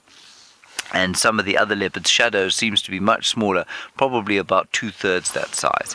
So I hope that helps you. And those, of course, are the leopard characters that we see the most often. I must consult the map, just in case I end up on Little Gowrie, which would be quite nice, because, of course, we would have a chance to see Karula. No, we've got a long way to go east still. Let's keep going east. We're not going to turn north here. So, Matt, just in case you are not the only new viewer, the leopards we most commonly see here are the offspring of the great queen Karula, who has been delighting us for many, many years. And she is now, well, she's almost 13 actually. She's 12 still, but will be 13 in March. Then her two daughters, Shadow and Tandi, who must be 10 by now. Surely they've been 9 for a very long time. I keep forgetting when their birthday is. Anyway, they're 9 or 10. They're certainly nearly 10 if they aren't yet. And they were her Karula's first litter. And then the other two we most commonly see are Karula's two youngest offspring. And they are Shongile and Hosana. And they're coming up on their first birthday. They're 11 months old in about 4 days' time. So those are our main leopard characters, everyone. We also see Nkanyeni from time to time to the east. She is also a 9 or 8-year-old, 10-year-old female, I think she is. And she's on Cheetah Plains most of the time. Quarantine, another one of Karula's offspring, 4 years old, coming up on his 4th birthday. In fact, happened this month. Right. Sorry, say that again, Kirsten. Who are we going to? I didn't hear you.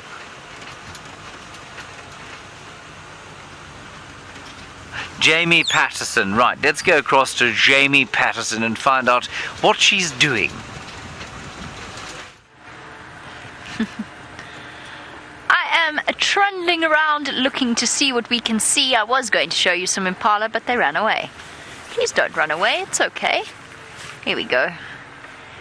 It's the first time I've stopped at impala since I've got back to work. It's lovely to see them and to just have a look at how much larger the babies have got. And in fact, to see some still very pregnant ewes, particularly that one at the back, she still hasn't dropped. She still hasn't given birth to her little one. And that's relatively typical. You get the bulk of the births happening in the sort of the last few weeks, and then you'll get a sudden extra population spike around January or so, which we're nearly at, which is quite terrifying. And they're the little ones, born end of November, beginning of December. Hello, you lot. It is absolutely astounding just how big you've got in the time that I've been away. They go from these spindly, fragile-looking creatures to little miniature impala in the space of a few weeks. It's quite astounding. Shame. They're very jumpy. And one can hardly blame them in weather like this, although at least it's not too windy anymore. But you've got to be constantly on alert, and I'm sure they did endure a long and quite scary night last night, and they've got another one coming ahead. As darkness descends and the clouds blanket the moon, making everything extra dark.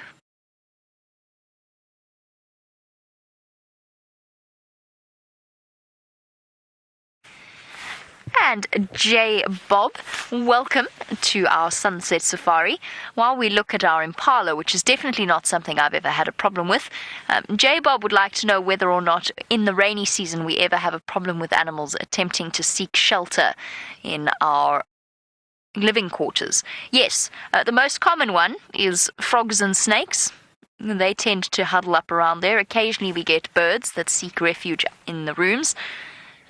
Squirrels are another one that quite like to make themselves at home during the rainy season, find themselves a nice, comfortable, warm, sheltered spot. Snakes are the big ones, though.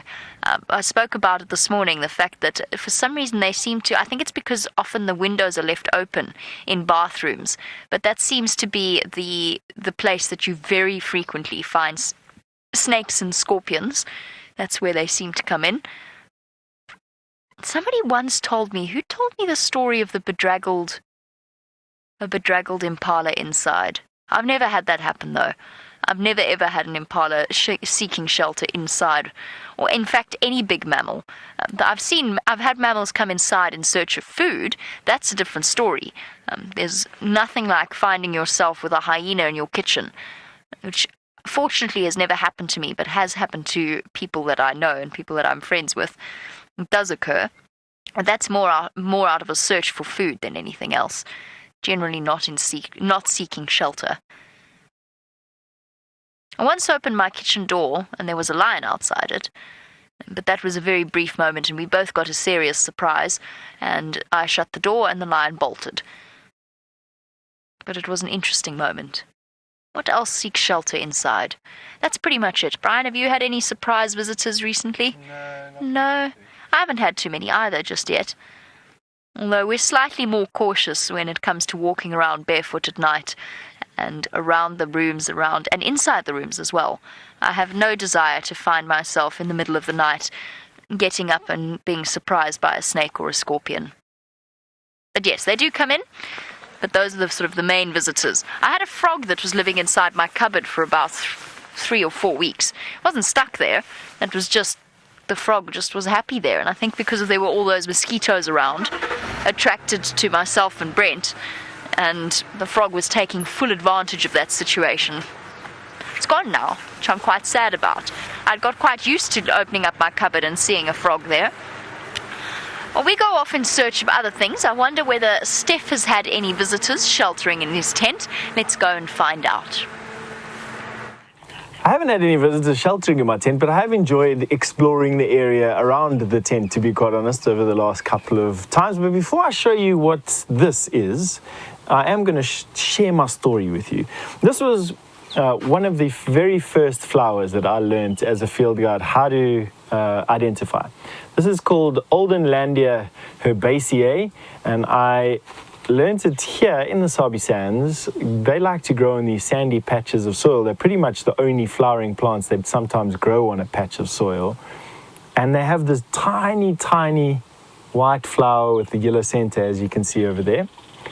This particular genus, the Oldenlandia genus, is a very well-used genus across the world. They make a very beautiful red dye from the roots. So the roots are pounded and boiled, and it produces a beautiful red color. color that is used to dye baskets and scarves and head coverings all the way across South Africa and into India. So a very lovely plant that's used traditionally for the dyeing of clothes, and I thought it was quite nice. I have this nostalgic moment every time I see one of these flowers, like, yeah, this is one of those flowers that I learnt for the first time as a guide. It's like sort of landmark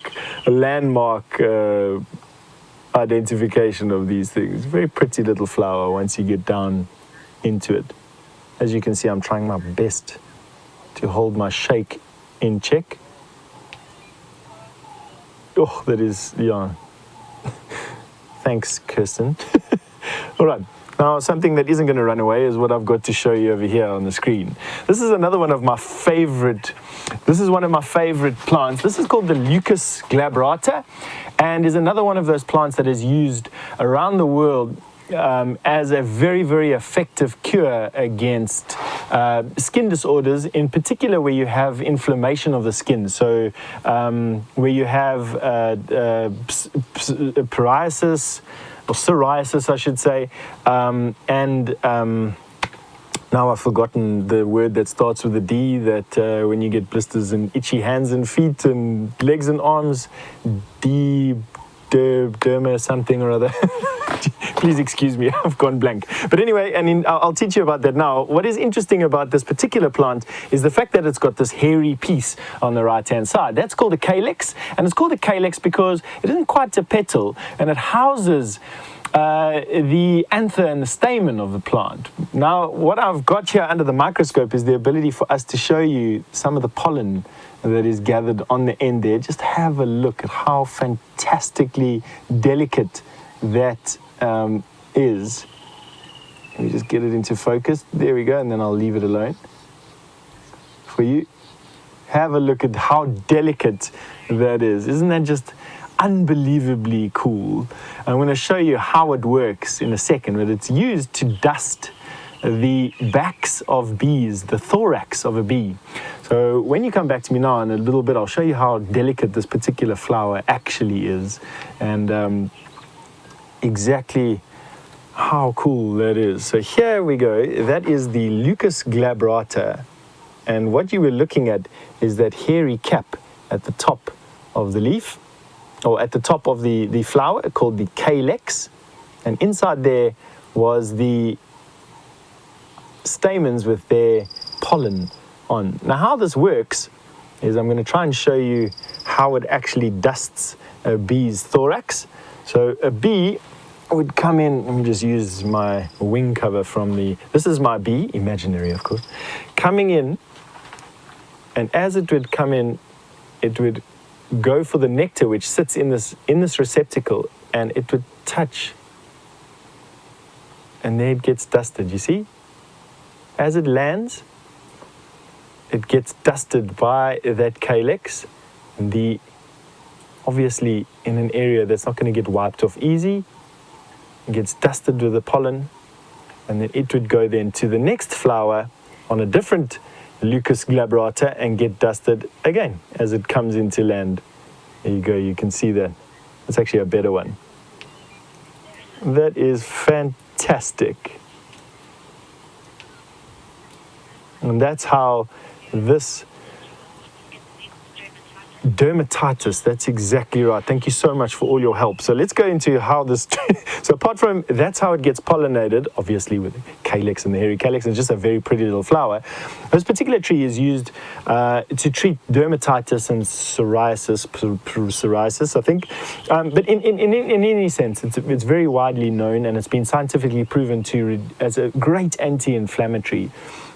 So you'd make an infusion of this, which is usually the compounds are most concentrated in the root. So you take the root, you'd peel it, you'd crush this plant up, and you'd leave it in a solvent, so water or alcohol or oil, I'd like to use an oil just because you can, it's nice to use on the skin, but you can then leave it for a while. You can sometimes heat it up, not boiling it, but you can sometimes heat it up just to dissolve those compounds and then let it cool down. And the more you use, the more concentrated the oil will get, or the infusion. That's what the resultant liquid is called. So once you've let it lie in that solvent, all the compounds leach out of it into the oil, water, or oil, or alcohol, and then you can spread it over the skin, and you can use it as a very effective natural sort of cure for those skin diseases. Very good at reducing inflammation.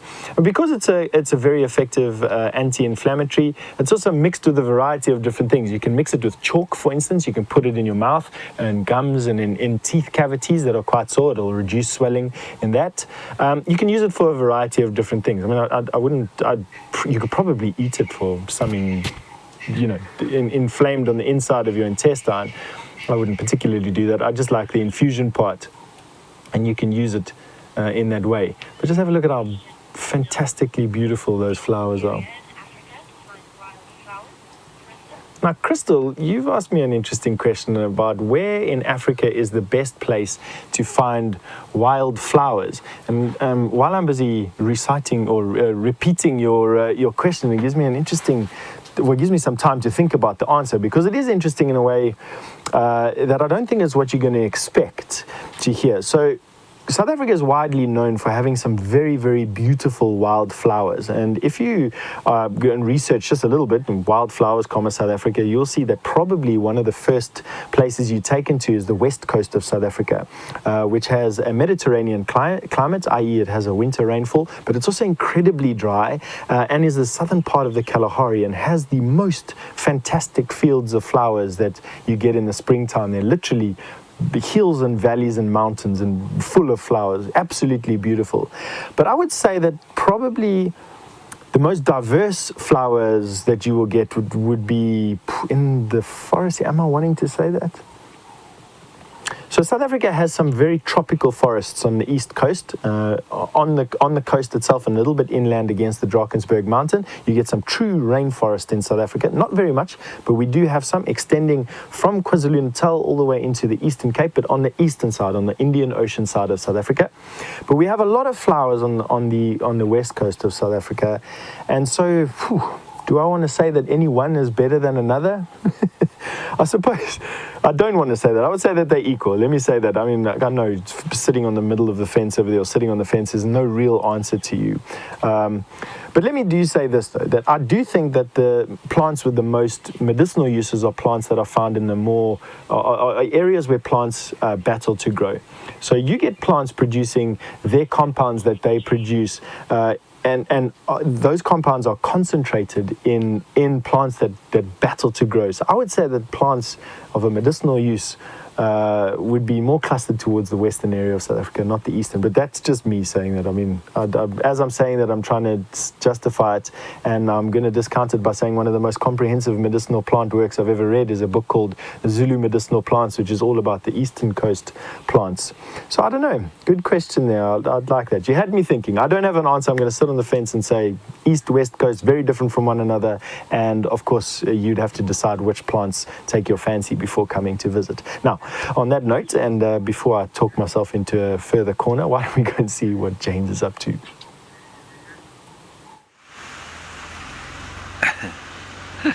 We are just leaving Chitwa Chitwa, everybody. We've done the western boundary, the eastern boundary, the southern boundary, and we know the northern boundary, of course, Gari Main.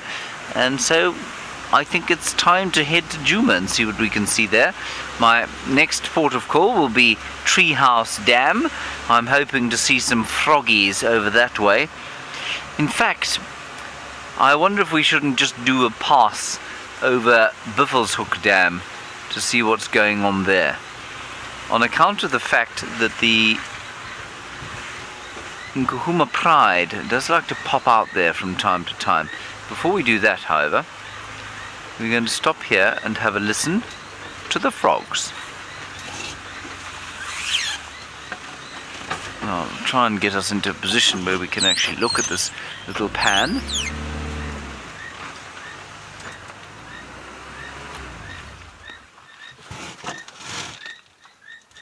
Beautiful sound of frogs.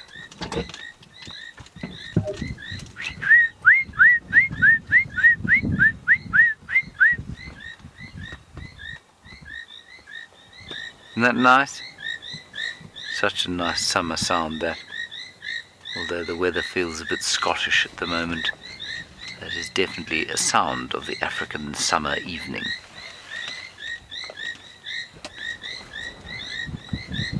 Marvellous. Can you see one in there, Liam? They're very, very well hidden. Unlike the bullfrogs from this morning. Alrighty, on we go. We're going to go up Chitwa Cut Line. And I know Jamie's already been to Buffelshoek Dam, but I can't tell you how often it's been that one of us has been there and then there's been nothing there. Next one's pitched up there and the lions have been there. So I don't know, why not? Let's go and have a look. It's not like we're rushing off anywhere else right now. Let's change my radio channel. Tracks of lions. Hang on. You see lion tracks, do you, Liam?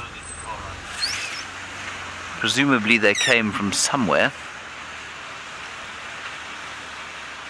Alright, while we investigate these lions, Jamie has got possibly one of the most fearsome creatures in all the African wild. Make sure you move quickly.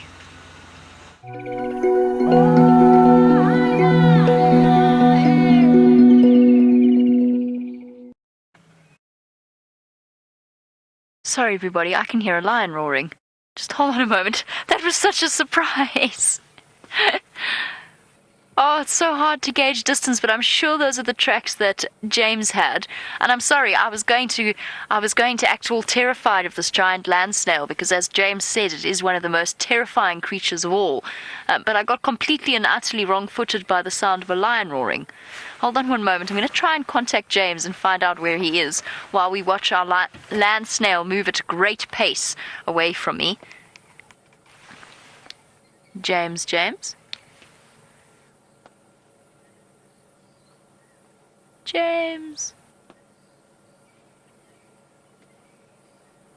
Ah, James is off the vehicle. Brian, where do we think those calls came from?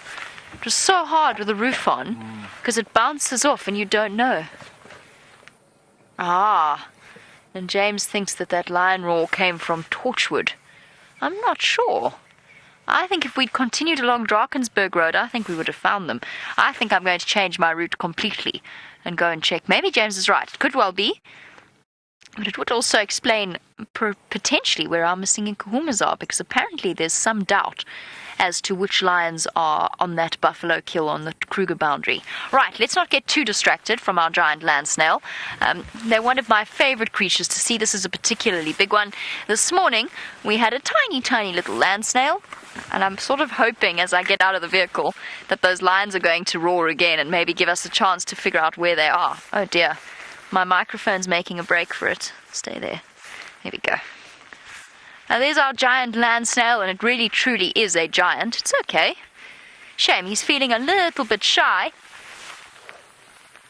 This entire shell is roughly the size of my hand, so it is an absolutely massive snail. And you can see starting to bleach towards the end of the shell. These are the older parts of the shell. So this is sort of where the shell started growing when the snail was young. And then this is the fresher part. These are the fresher parts of the shell that have grown. It's okay. Shame. It's ducked beneath its shell now. An incredibly muscular foot that runs all along the back here.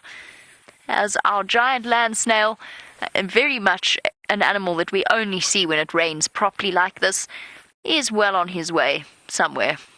The mysteries of the giant land snail life. How on earth they manage to find each other at the speed that they move and manage to locate a mate, I have absolutely no idea. It always astounds me that this is actually a species that can propagate. But it's quite a long-lived snail, so they can live for several years. And they do that by what's known as estivating. So they hide underneath logs somewhere nice and damp where there's damp soil and they're sheltered. And they form a sort of a mucousy capsule over the entrance to their shell. coming out again. I wish I could show you. Unfortunately, he's just facing the wrong way, and I don't really want to disrupt him. Slowly but surely peeking out. I don't really want to point him in the opposite direction in case there's another snail somewhere over there that he could help to, or it could help to add to the species numbers. Okay, off you go then. I'll leave it be and go off in search of those lions, because I'm not 100% convinced that they are on Torchwood. That roar sounded a little bit closer. Maybe it's the ones with the kill. I don't know. It's confusing. Very confusing. Let's go and see what we can find. Oh dear. That's unfortunate. I dumped my earpiece in a puddle. Hopefully it still works. Let's have a look. Okay. Oh, it does. It does. I can hear Kirsty's great concern. There we go. It's working perfectly.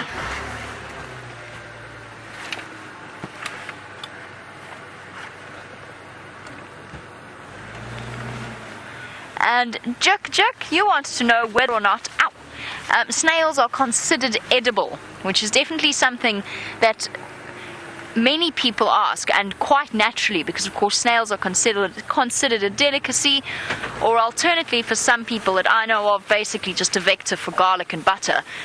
But they are of course eaten, and yes, giant land snails are edible and they can be eaten. I would never ever suggest eating a giant land snail, because it's an animal that, whilst I don't think it is endangered, it's not it's not an animal that is, as we discussed, it's not exactly a rapid breeder.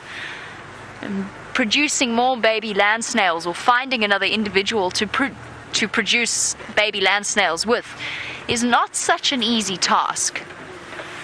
So eating them will definitely put them at a distinct disadvantage. But yes, they are edible and they are eaten. I've never eaten snails. Have you eaten snails, Brian? No, I haven't. No. I don't know why. I've just always found the idea slightly off-putting. I've never eaten them.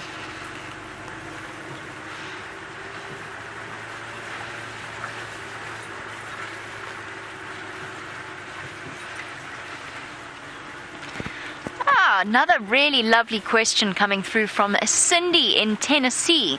Cindy, thank you for sending that through. You want to know whether or not the shell has nerves. So could it feel me touching it? I don't think so. I don't think that the shell itself has any feeling. Much in the same way when you cut your fingernails, you don't feel anything except the pressure that you might feel in the quick when you move your nail. So I think that the shell itself doesn't feel, but I do think that the tortoise, it's not a tortoise, that the snail could feel me stroke its shell, because I think it could detect the pressure. Its body underneath the shell could detect the change in pressure.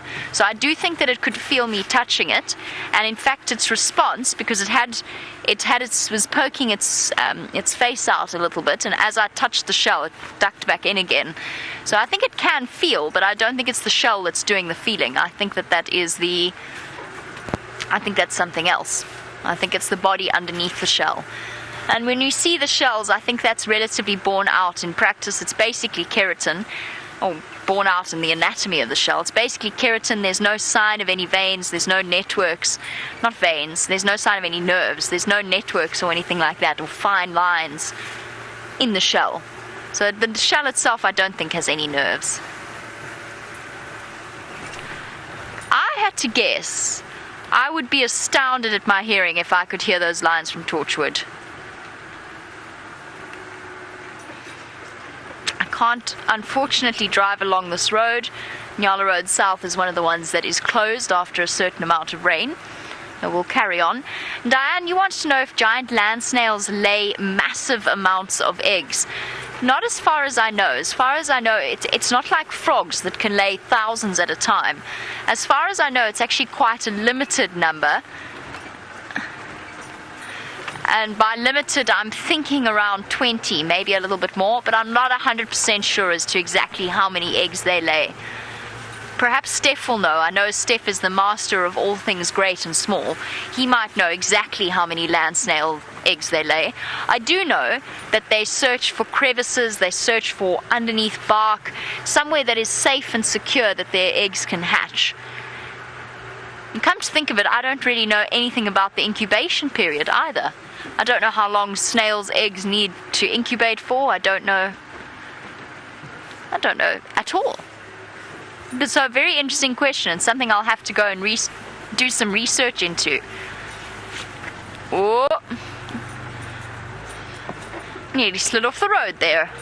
And while I go quickly off in search of this roaring lion before we head back to our lioness, let's go and find what James is up to.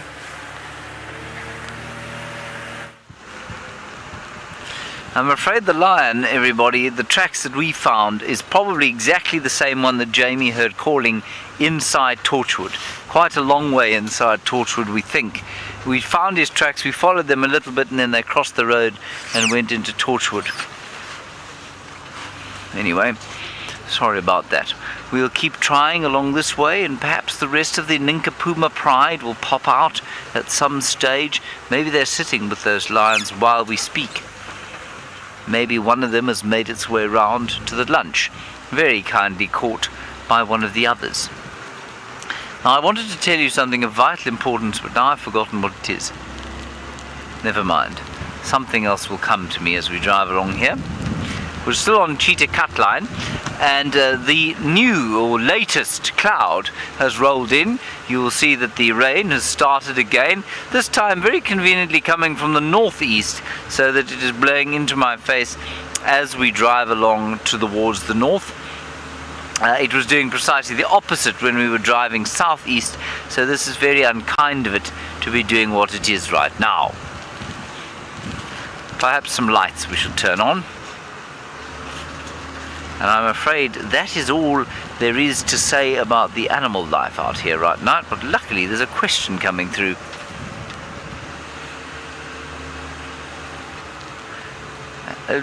I'm missing the name here. Amy! It sounded like Sadie or Tabby. Amy, you're wondering if the summer rain makes me feel cold. Initially, no. In all seriousness, exactly like the animals here. After the heat, when the first rains come, we get overjoyed and we leap about in it and we think it's wonderful. And then after a day or so of sitting outside with it sort of blowing onto one's undergarments have become saturated, well then yes, one does start to feel a little bit cold, but it isn't cold. It's 23 degrees Celsius or so, which as far as I can work out is near as, I think it's about 75 Fahrenheit, 74 Fahrenheit, if I'm not mistaken. And so that's really it's not an unpleasant temperature at all. It's just that when you get wet through, it's not the best. But I'm not wet through. I've got a couple of damp patches, well, underneath my bottom and on my tummy for some reason. But the rest is actually quite comfortable. I just wish we could find some animals that were a bit braver about being out in this weather. We might be lucky. Thank you, Amy, for your question. Oh, there's a bird. Can't see it. It's flown up above the line of the roof. It was a fork-tailed drongo. While we drive along, I shall say to you all that I hope you had a very wonderful festive season. I certainly did. I was in the Eastern Cape, beautiful part of the world, highly underrated from a game point of view. Not that I saw any game. I saw about as much as I'm seeing right now. Anyway, it was very hot there, and they're in the middle of a drought. Now, Forest Wanderer, this is not a request that I would usually be afraid of. You say you would like to see a Cape turtle dove. Well, Forest Wanderer, it's possible that we could see a Cape turtle dove. They're all over the place, really. They're an abundant resident. Do you think I could find one today? Well, you would hope so, but I'm not convinced that I can. We'll do our best. I did see two on Chitwa Chitwa, the two Chitwa Chitwa couple of Cape turtle doves, or ring-necked doves. They were sitting rather forlornly on a wet stick, quite close to the ground. But as of course the darkness starts to come in now, they will be most likely hiding in their nests, or certainly in some thicker foliage. Viam, do you think the lions have come this way? Well, while Viam and I discuss that, Stefan Winterboer is currently still in the tent. Let us find out if he has found anything else entertaining to show you. Entertaining, yes. Entertaining watching James and Jamie get wet. This is, in a very weird way, it's entertaining. But Diane, I have an answer to your question about the snails that Jamie pitched to me to find out, or to tell you. Well, of course, snails are hermaphrodites, and so any two snails meeting with one another can exchange sperm and fertilize one another's eggs at the same time. And they can produce about 1,000 to 1,200 eggs per year, usually in anywhere from about 4 to about 6 different clutches. And they can do clutch after clutch after clutch, usually in summertime, ranging anywhere from about 100 to about 200 eggs per clutch. They're small, the eggs are like that big and are white and are clustered together, usually buried in the sand a little bit, and they hatch after about 14 to about 20 days or so, depending on the temperature, and they hatch as little mini snails that just get bigger and bigger and bigger, obviously to the massive giant land snail that we see hanging around over here, which is the largest land-based snail of its kind in the world. So, it's quite amazing. So about 1,000 to 1,200 eggs per year, usually in 5 to 6 clutches, numbering about 150 to 200 eggs per clutch, clustered in little globules in the sand. Any snail can lay eggs, and any snail can fertilize another snail's eggs with their sperm as well. They're true hermaphrodites. So just weird and bizarre animals that we have running around over here with us. Now, Belinda, while we get into this, which is going to be a surprise because I don't quite know what's in here either, you've asked me how many different types of land snails there are. I really don't have an answer off the top of my head as to how many different kinds of land snail there are. I know that we get here distinctly 2 different kinds. We get the giant land snail, which is the one that we commonly see and where we find the dried out shells of.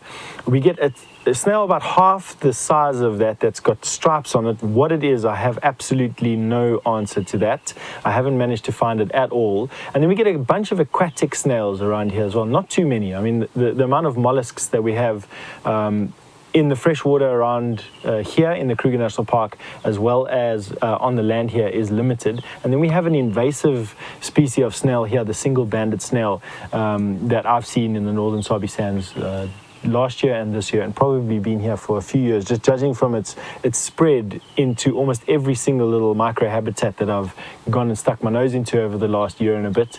We've got that single-banded invasive snail here in the northern Sabi Sands as well. So I don't really know how many species of land snail we have particular, but those are the snails that I know of around here. Now, this is obviously a gall that is being produced by either a gall wasp or a gall midge, most likely a gall wasp in this particular case, because this is a branch of a terminalia or silver cluster leaf, as is identified by that very yellow wood with the grey bark. It is very typical of a cluster leaf having these galls, and the gall usually has an opening that you can see over there. The opening is there because that is where the larvae of the gall wasp climbed out once it had finished growing inside here. So what would have happened is the gall wasp mom came along and stung the branch of this tree, stinging it with a bunch of growth hormones. The tree grew this gall that you're having a look at here, and inside of this gall would have been a bunch of soft tissues. She would have then laid her egg at the same time into the branch, and what would have happened was the gall wasp larvae would have hatched and lived inside this gall, which is very woody, and feasted on the soft plant tissues on the inside, and then it would have pupated and come out as an adult gall wasp out of that hole. Now that hole and the resultant cavity inside of this gall makes the most wonderful home for a whole variety of different animals. Now before I picked this, I tapped it a few times, and I did that because quite often this tree hosts colonies of slender ant, which protect the plant against parasites. And if you tap it, sometimes their soldiers come out. So I tapped this, and I can say with a fair amount of certainty that there's no ant colony in here. But I don't know what we're going to find. And in almost every one of these galls, there is something. Now, if you have a careful look inside there, you will see something white. I'll try and get it into the light. You can see there's something gleaming in there. No, you can't see it there a little bit. Oh, my fingers are terrible. Please excuse me. I've been digging around in the dirt over here trying to find you things to look at.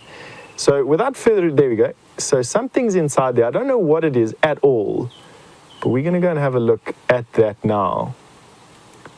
Let's see what is inside here. Now, the best way of doing it is, of course, with a controlled crush. So I'm going to be using this. Let's get that done. Controlled crush, which splits the gall open. Luckily for us, it's fairly wet. And I can see now that it's a cocoon of some sort. And let's just see if it's been occupied by anything. I don't want a sack spider running out here and biting me on the finger. But it looks like a cocoon of some other type of spider which has crawled into this hole.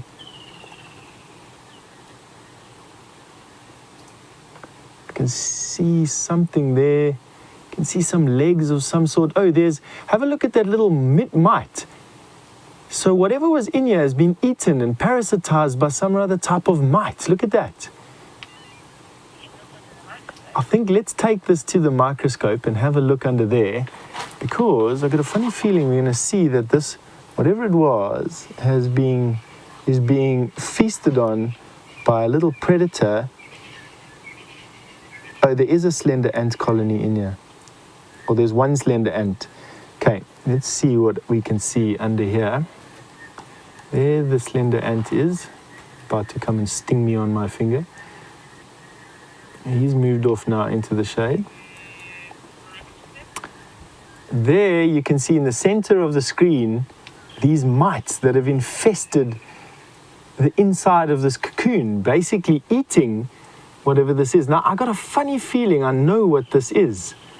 I have a feeling that this is the larval form of, I've just actually seen it today. I'm trying to rack my brain and remember what these are. Wow, that is awesome. Just have a look at that. So inside here, and there's many of them there. I'm just trying to think. I'll look for it now with you in a second. And there's an ant there or something else. Looks like a termite there in the middle of the screen there now. Isn't that amazing? So lots of things living on the inside of this particular gall. And you can see the center of the screen right now. That's the head of something, the exoskeleton of something. Now, I do know what these furry creatures are that is living on here. I just can't remember the name now, but I know exactly where to find the answer. And we will move to that source of information in a second. But let's just give you one last look at that. That is very cool. And it looks like they're busy eating the silk, which is not impossible. Or at least feeding over the silk. And look at their funny bristles all over their body. I wonder what that is used for. Maybe not to get caught up in the silk itself. There's one coming now. And just absolutely infested with it. I wonder if what's happened was whatever's pupated in here has become the food of these insects. And now that they've finished it, they're just sort of mopping up the last little scraps of mopping up the last little scraps of all of this. I think that is so awesome. You know, this microscope toy thing here One of my absolute favorites. But there now you can see on the inside how small the scale is that we were looking. I'm going to put it over here so that my shake doesn't become too evident. And you can see how big that cavity actually is and the home that it's created for all those little insects. Now, what I'm going to do is I'm going to see if I can find the resource where I can find, or I remember finding where those little bristly insects were, and I'm going to get that for you. And in the meantime, I'm going to send you over to James, who's got a buffalo of some sort. Right, everyone. Here we have the buffalo carcass that most of you, unless you have not been watching for sort of the last 2 weeks or so, will have seen many times. And it has rotted slowly into the ground. And just quickly, for those of you who perhaps haven't seen it before, this buffalo died in the water down at Buffelshoek Dam. There's nothing at the dam right now. It was pulled out and left here because we didn't want it to putrefy in the water. And nothing ate it.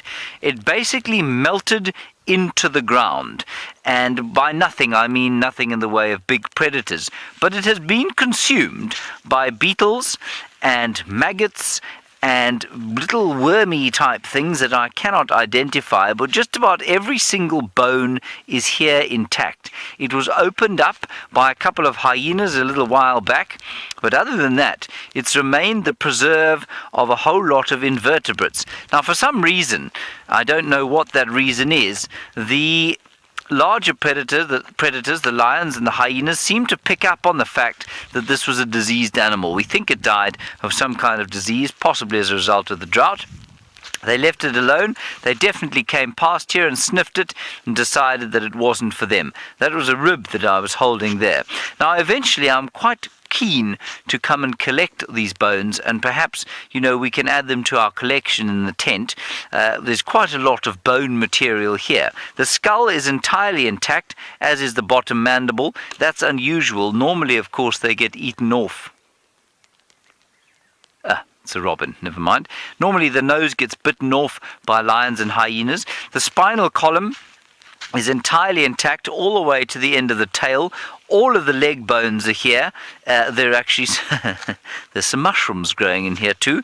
The pelvis is entirely intact, and that's really quite cool. I've never seen an intact one before, so you can see exactly where the hip bone joins. I don't know if you can you see that at all? The hip bone, I don't want to touch it right now, it's just too manky.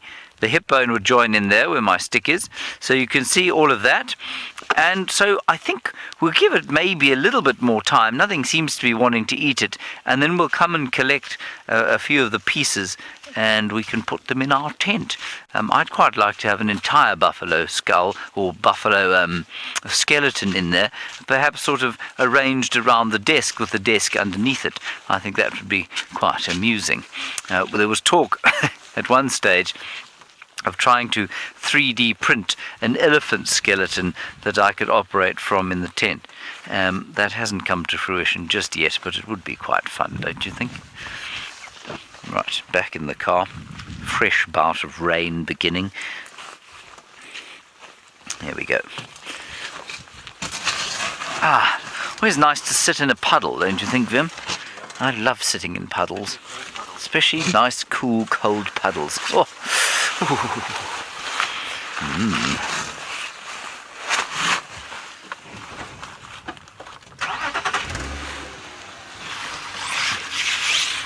Once upon a time, you ask a very good question about the fact that if that buffalo was diseased, should it not have been buried? Once upon a time, no, because it was, we think, probably diseased as a result of the drought. It wasn't anthrax that killed it. It was much more likely something like the nutritional deficiency that caused the white muscle disease in the lions that we had. No, I don't think so. The only reason to bury it would have been if it had been a sort of natural, unnaturally occurring disease, and something that was brought in by human beings, and that could have infected other animals. Now, I say that, but What could well have killed that buffalo was bovine tuberculosis. Now, bovine tuberculosis is not a naturally occurring disease here. That was brought in by people and cattle. And all of the buffalo in the Kruger area are affected by it. But of course, during a drought, just like with human beings, tuberculosis takes hold in our bodies when we are immunocompromised or when we're having a rough time, we're not eating correctly and feeling a great deal of stress. All of those things were happening to the buffalo during the drought, so it could well have died of bovine tuberculosis. And then, yes, absolutely, it could infect lions. I don't think it affects hyenas particularly badly, but that doesn't seem to have happened because the lions didn't eat it.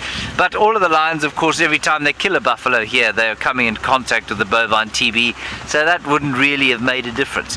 But that's a really good question. I don't know if that one coughed its lungs out. Right, thankfully Jamie is back with an actual living animal, not a living buffalo. She's got a dead one of those and something that killed it. And just a very quick warning for those of you that are a little bit sensitive or sensitive of stomach. We are with our lioness and she has returned to the buffalo carcass that is certainly carries a ripe smell, and she's currently devouring or at least licking away the meat around the intestines. So it is quite a gruesome sighting. And maybe for those of you with a more sensitive stomach, perhaps you might want to go and, as Taylor and James put it, have a cup of tea or coffee, especially given the sound effects, right, Brian? Oh, man. It is, of course, all part of life out here. She's getting rid of the stomach contents in order to get to the internal organs. But it's interesting that she's eating a little bit around the intestines itself. Ew.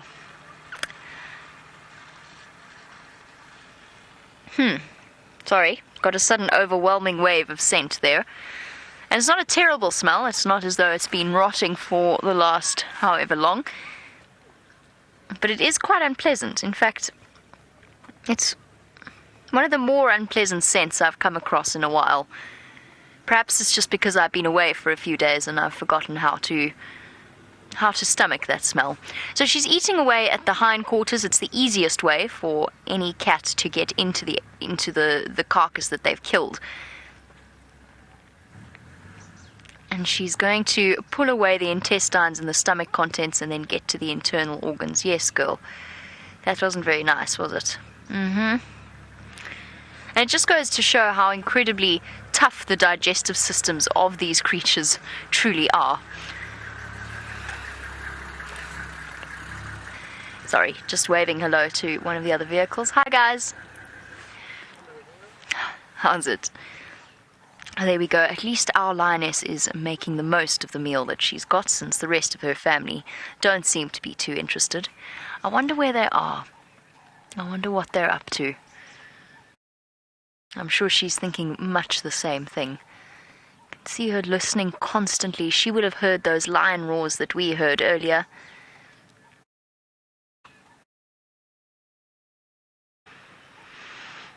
And welcome to Joshua. While we watch one member of the Nkuhuma Pride, Joshua was wondering about whether or not there are any nomadic lionesses on the Djuma Reserve.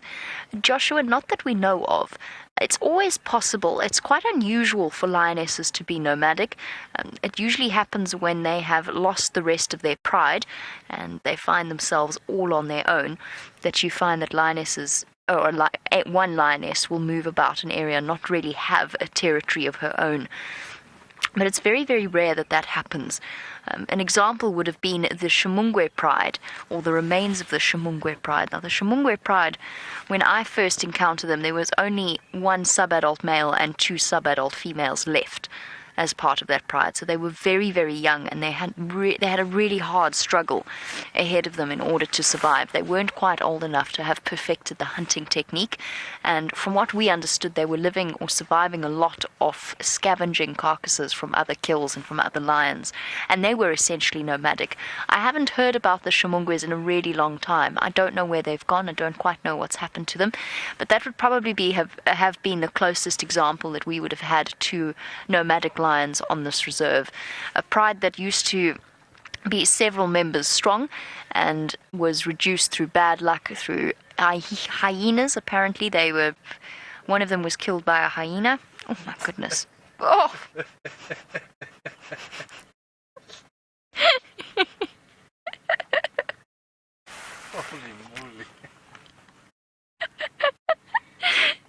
You okay back there, Brian? Wow. I know, it's really bad. My eyes are watering. I might have to move. Yeah. I don't think I've ever had to do that ever before in my entire life with a carcass, but there's something about this particular buffalo. My eyes are streaming. I think Brian nearly threw up in the back there.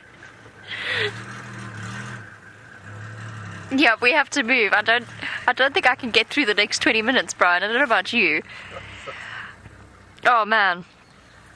Okay, let's just change our position. No, oh no. Let's go. Let's move away.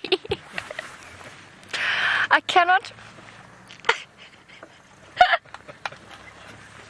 Okay, hold on.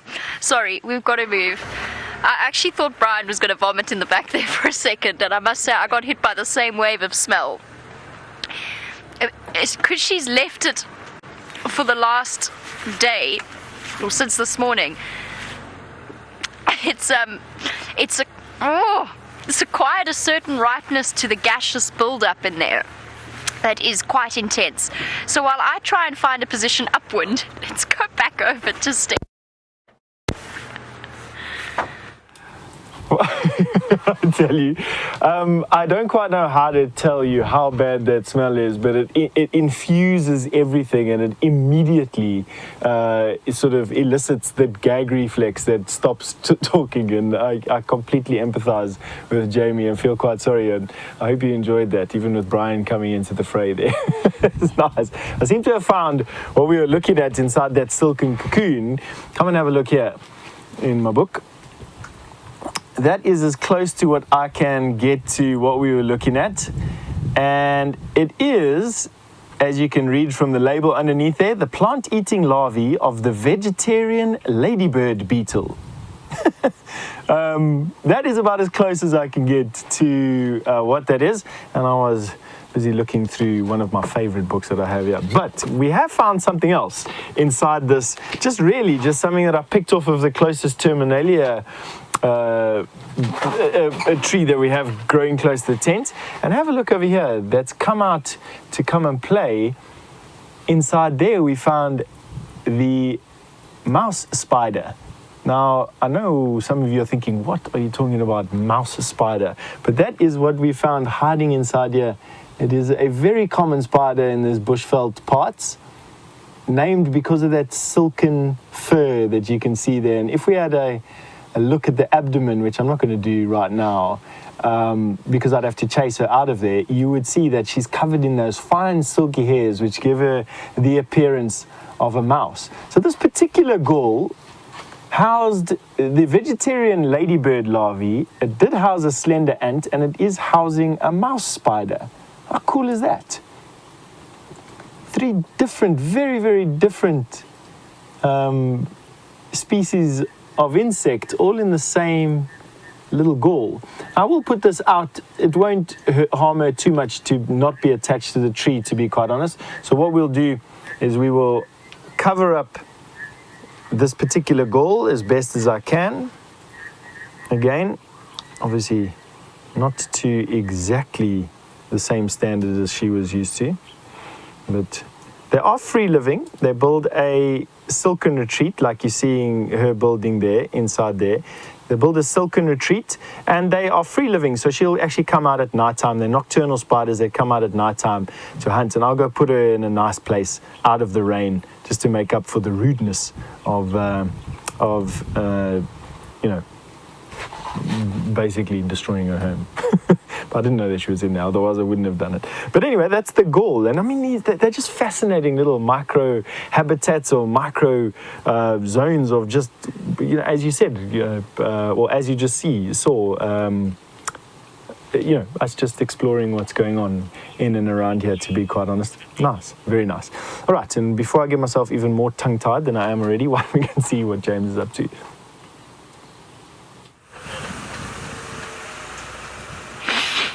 Well, I'm up to what I was before, everyone, scouring the landscape for any sign of, mammals. We saw some nyala, they disappeared. Now hoping for some chameleons as the light finally fades over this very thick Scotch mist that is now coming down again with great enthusiasm. You might be able to see it flicking there in the light of the spotlight. Anyway, this is really wonderful for this land. And those weeds that we saw Chitwa Chitwa will be replaced very soon by grasses, and they in turn will attract the herds. And the animals, like the buffalo, which unfortunately died of some form of nutritional distress, will be fine for the remainder of the year. Donna, no, I don't actually. Interestingly, you say, do I think all of this rain will fill up the dams? No, not yet. We had apparently 45 millimeters last night. Now that is was just about 2 inches. It's not quite 2 inches of rain. And that's not enough to fill up the dams. Certainly maybe 3 or 4 inches would have filled up Vuyatela Dam. We went past Twin Dams earlier. That's definitely not full, but that doesn't have a very large catchment area. And I don't know about Treehouse Dam, but it also doesn't have a very large catchment. So I don't think any of them are going to be full. I think they're certainly fuller. Buffelshoek Dam hardly looks like it's rained at all. So that really doesn't seem to have had much water. Now, this has got quite a lot, of course, to do with the nature of the rain that we get here. It's extremely isolated. And if we look, for example, at the distribution of the rain that was here last night, there were over 120 millimeters, which is about, what's that, say, that's 5 inches or so, down in the south of the reserve, and up to here where there were 3 or 4, well, not 3 or 4, sorry, 2, and then up north of us in Buffelshoek, which is really not far, say Hunter's Moon is about, I don't know, maybe 2 miles as the crow flies. They only had 1 inch. So it really is quite isolated rain. So if you get a huge dump on the catchment area of the dam, well, yes, then it's going to fill up. But otherwise, they're going to stay pretty much, well, they fill up slightly, but you don't get the great flow of the drainage lines that have been dammed up into them. And we're going past Vuyatela Dam now. We're not going to go onto the wall because that will damage it after this much rain. But I will look at it and tell you what it looks like. Viam won't be able to see it through his tent. And yeah, really, Vuyatela Dam looks exactly as it did 10 days ago when I left.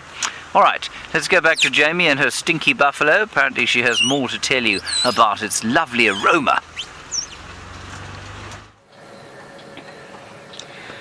Well, the wonderful thing about this lovely aroma is that Brian and myself have moved, and it is infinitely improved, is it not, Brian? Yeah. It is infinitely improved. Now, for those of you that think we're exaggerating, I mean, usually we're quite stoic about the various scents and smells that come our way on this particular occupation. Brian, was that the worst smell you've smelt in a long time? Yeah, 100% the worst. 100% the worst, says Brian. It really was. It was revolting. It was absolutely unstomachable. So I'm very glad that we have moved. We've also slightly improved our view so that we don't have to watch it from that opposite angle. So there you go. Life out here is raw and wild and not always all that glamorous. But at least our lioness is going to be well fed, and hopefully tomorrow morning on the sunrise safari, when we come back here to check at what's happening, we'll hopefully find her with the rest of the pride as well. Or perhaps she'll decide to abandon her buffalo, her stinky buffalo, and decide to go off in search of them. We'll just have to wait and see what the morning holds. Hold on, I hear a lion. And it's not her. Just taking my earpiece out.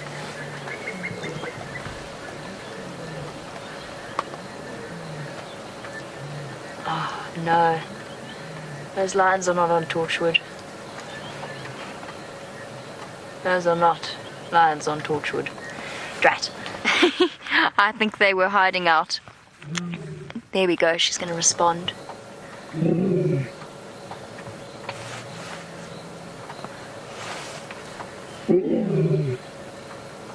Calling back to them. Come on, girl. Put some effort in.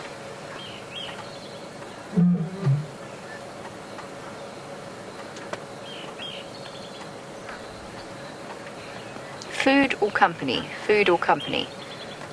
That's the choice she has to make. That lion roar sounded like it was probably about a mile away. So just over a kilometer, nearly 2 kilometers away. Now they are still on Juma. I'm not quite sure which lions were roaring at her and who she was responding to. I wonder if after all this, the Nkuhuma Pride weren't perhaps sitting somewhere on Hyena Road or on Nyala Road South, one of the roads that we can't drive when it's rained like this because of the damage that we do to the roads themselves. It could well be. We thought that we've had tracks of them going north, but perhaps they didn't. Perhaps they went south again. It's so hard to tell after this rain. I think there's a good chance, with those lions roaring off in the distance, I think there's a good chance that we're going to return tomorrow and find her reunited with the rest of the pride, which would be wonderful to see. I mean, even better would be if they approach her now, just before the end of the sunset safari. But we're going to stick it out, see whether or not they do. In the meantime, let's go over to Steph so that he can bid you farewell. Yes, it has come to that time where I need to say goodbye to you. I've had fun in the tent today, with arguably the best sighting being probably that praying mantis that we had a little bit earlier giving itself a drink of water. But thank you very much for all your questions, and we hope to see you either in the tent again or out on drive or out on walk very soon. So wherever you are in the world, have a good night, bye-bye, and we're going to send you over to James for the last couple of minutes of the show, really.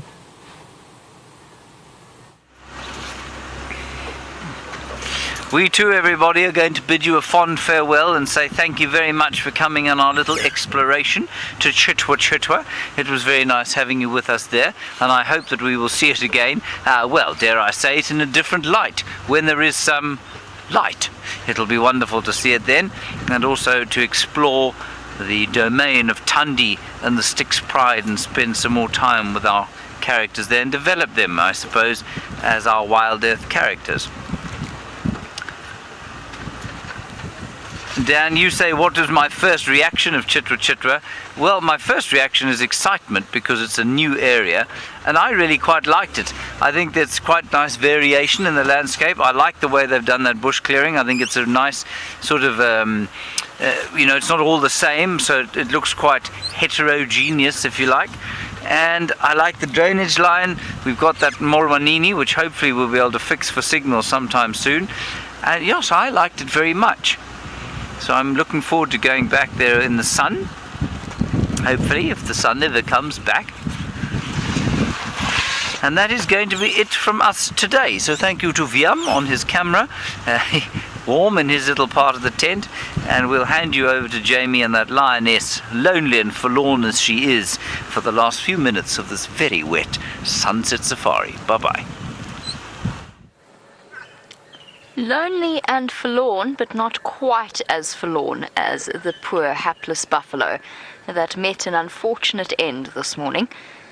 Nevertheless, our lioness is still sort of combining her efforts between feeding and calling back to the rest of the pride. I really, really hope that our lonely lioness reconnects with her pride once again. We're going to tackle a different end. Or you're going to give us some sound effects. Yes.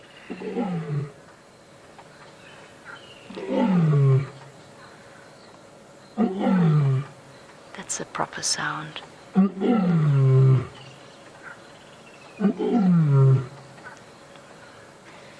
What a stunning way to end off our sunset safari. The rain glistening off her back.